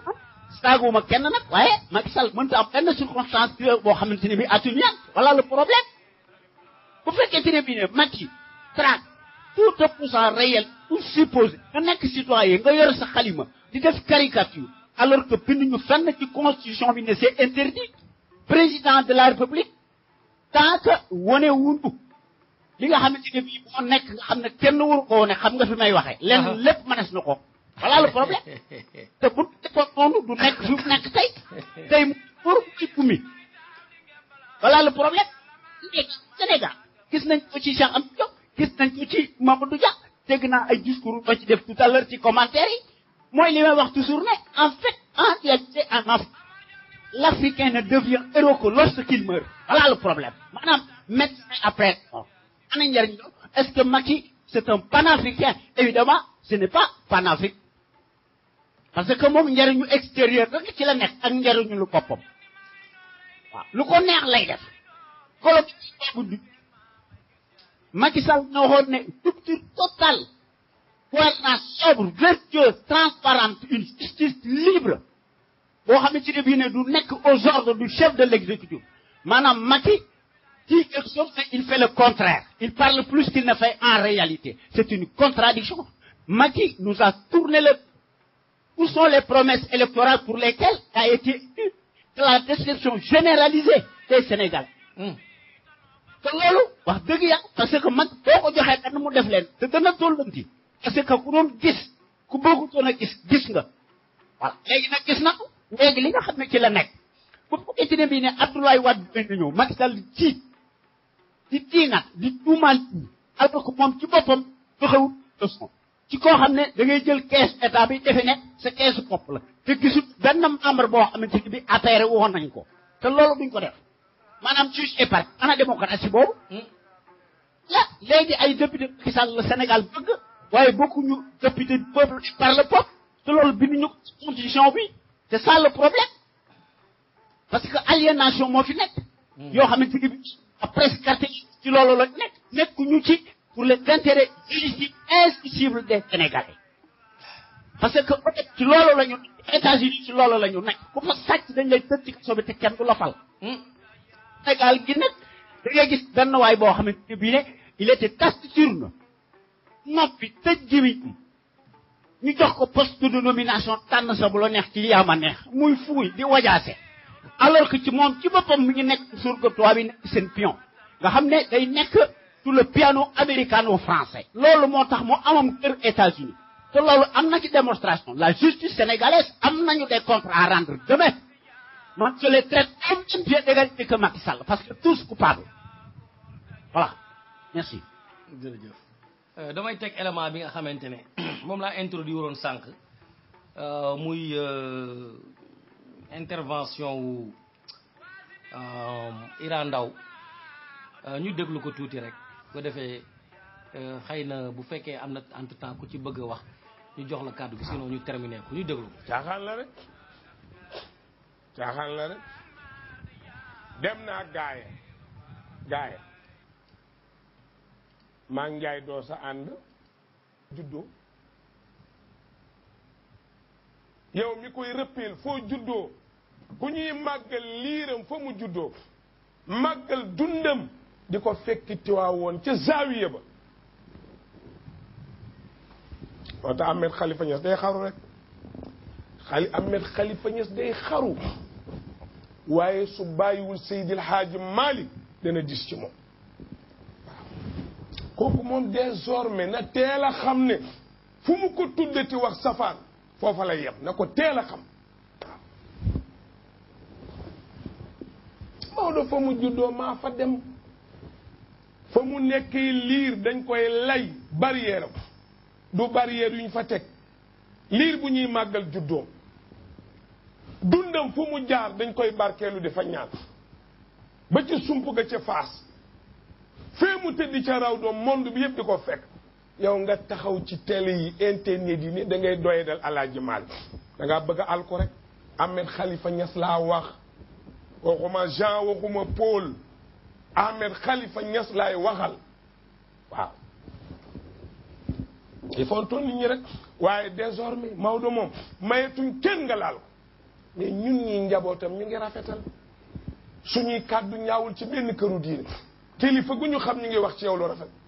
mais lan moo ko xiir xanaa day xaru bay tudd Alaaji Maalik mel ni Maodo amul njaboot pour lan nañ ju fekk si suñu jikko nag ñu ngi rafetal di tudd kilifa gu ne di wax lu baax moom mu mel ni ku dof rek ñu naan waaw dugg na fii tayu koogul bàyyi lu ko dal dara dalu ko daa ñemee laal ñi ci des lu tax mu yàpp Maodo sama gàmmo ca Cees taxaw na wax ba pare nii sëñ Bay Abdou naan mu ngi nii du ko weddi yabaate pour la des jeex na de dootu ko ŋaan ci dundam wax safaan jeexal na man moom sama der baa ngi nii may naa ko lu ko neex na wax parce que man safuma yëguma ne sax mbindeef la waaye Alaaji Malick may nit nga ci waxati safaan. waaw loolu mooy élément bi nga xamante ne bëggoon naa ko ci partager déglu ngeen ko ma bëggoon ko partager am na beneen élément bu ma benn mbokk yónnee aussi ma partager ko gars yi déglu ko waaw mais audio bi dafa xaw a faible quoi xam naa du ma ko teg mbokk yi xam naa damay ñëw yemale foofu waxtaan wi di wax mbokk auditeurs yi ñuy déglu bu ñu bougé parce que émission Omar Ba bi moom moo ciy tegu daanaka mooy l'émission qui suit te moom mu ngi leen koy defal jeudi bu nekk dinañ ko broadcast live ci vidéo bi mais en même temps ni muy jàlle ci Facebook bi noonu lay jàlle aussi ci rajo bi waaw ma koy recommander ñëpp parce que wax ji ànd na ak tey wax ji leer na vraiment te jàngat boo xamante ne xëy na man sax noonu laa ko doon bëgg a jàngatee moom lay def mu jëm ci ni nga xamante ne noonu la ñuy doxalee réew mi ak xew-xew bu fi mën a xew rek jeudi bu nekk incha allah Omar Ba Seydina Omar Ba dina fi ñëw bu soobee yàlla daal di koy partager ak mbokku auditeurs yi mu nekk maanaam une genre de chronique je dirais même une chronique pour donner du sens à l'actualité de la semaine loolu la Omar Ba di def fii ji maanaam jeudi bu nekk ci 11h heure Californie ci moment boobu mooy nekk 18h heure Sénégal di 20h en France di baalu ak ñëpp képp koo xamante ne dégg nga fi loo xamante ne neexu la ñu ngi lay jéglu képp koo xamante ne dégg nga fi loo xamante ne lu la amal njariñ la te mën a jariñ askan wi aussi ñu ngi la koy ñaan nga partager ko surtout ñi nga xamante ne ñoo koy seetaanaat ci biir Facebook bi di leen ñaan ñu partager vidéo bi comme ça sénégalais yi accéder ko di ñaanal ñëpp jàmm di leen baalu ak di leen jox dax daje incha allah altine ci beneen émission à partir de 1er juillet nag am na parti politique yi dañu am ñoo xamante ne jënd nañu airtime pour mën a def campagne ci élection législative yi ñii ay candidats de la diaspora la ñu ngi leen di jox ñu ngi leen di ñaan ngeen déglu leen ci rajo bi bu ko defee di ngeen mën a def différence entre ñi nga xamante ne ñoom ñoo bëgg doon ay député de la diaspora ngeen mën a xam lan mooy seen différence ak seen choix ngeen mën ko porter ci the real candidate loolu mooy li nga xamante ne moom laa doon taqaloo di gërëm Ahmadou Diop ci intervention am di gërëm ñëpp ñi nga xamante ne ñu ngi ñuy suivre ci Facebook bi di leen baal ak bu baax di leen jox dox daje incha allah altine jërë ngeen jëf.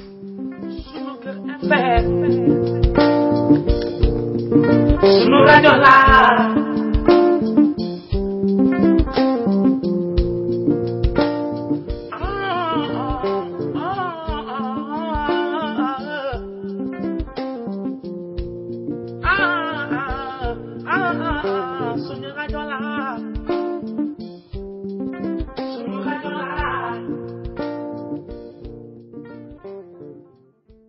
du fenn dul fii ci sunu kër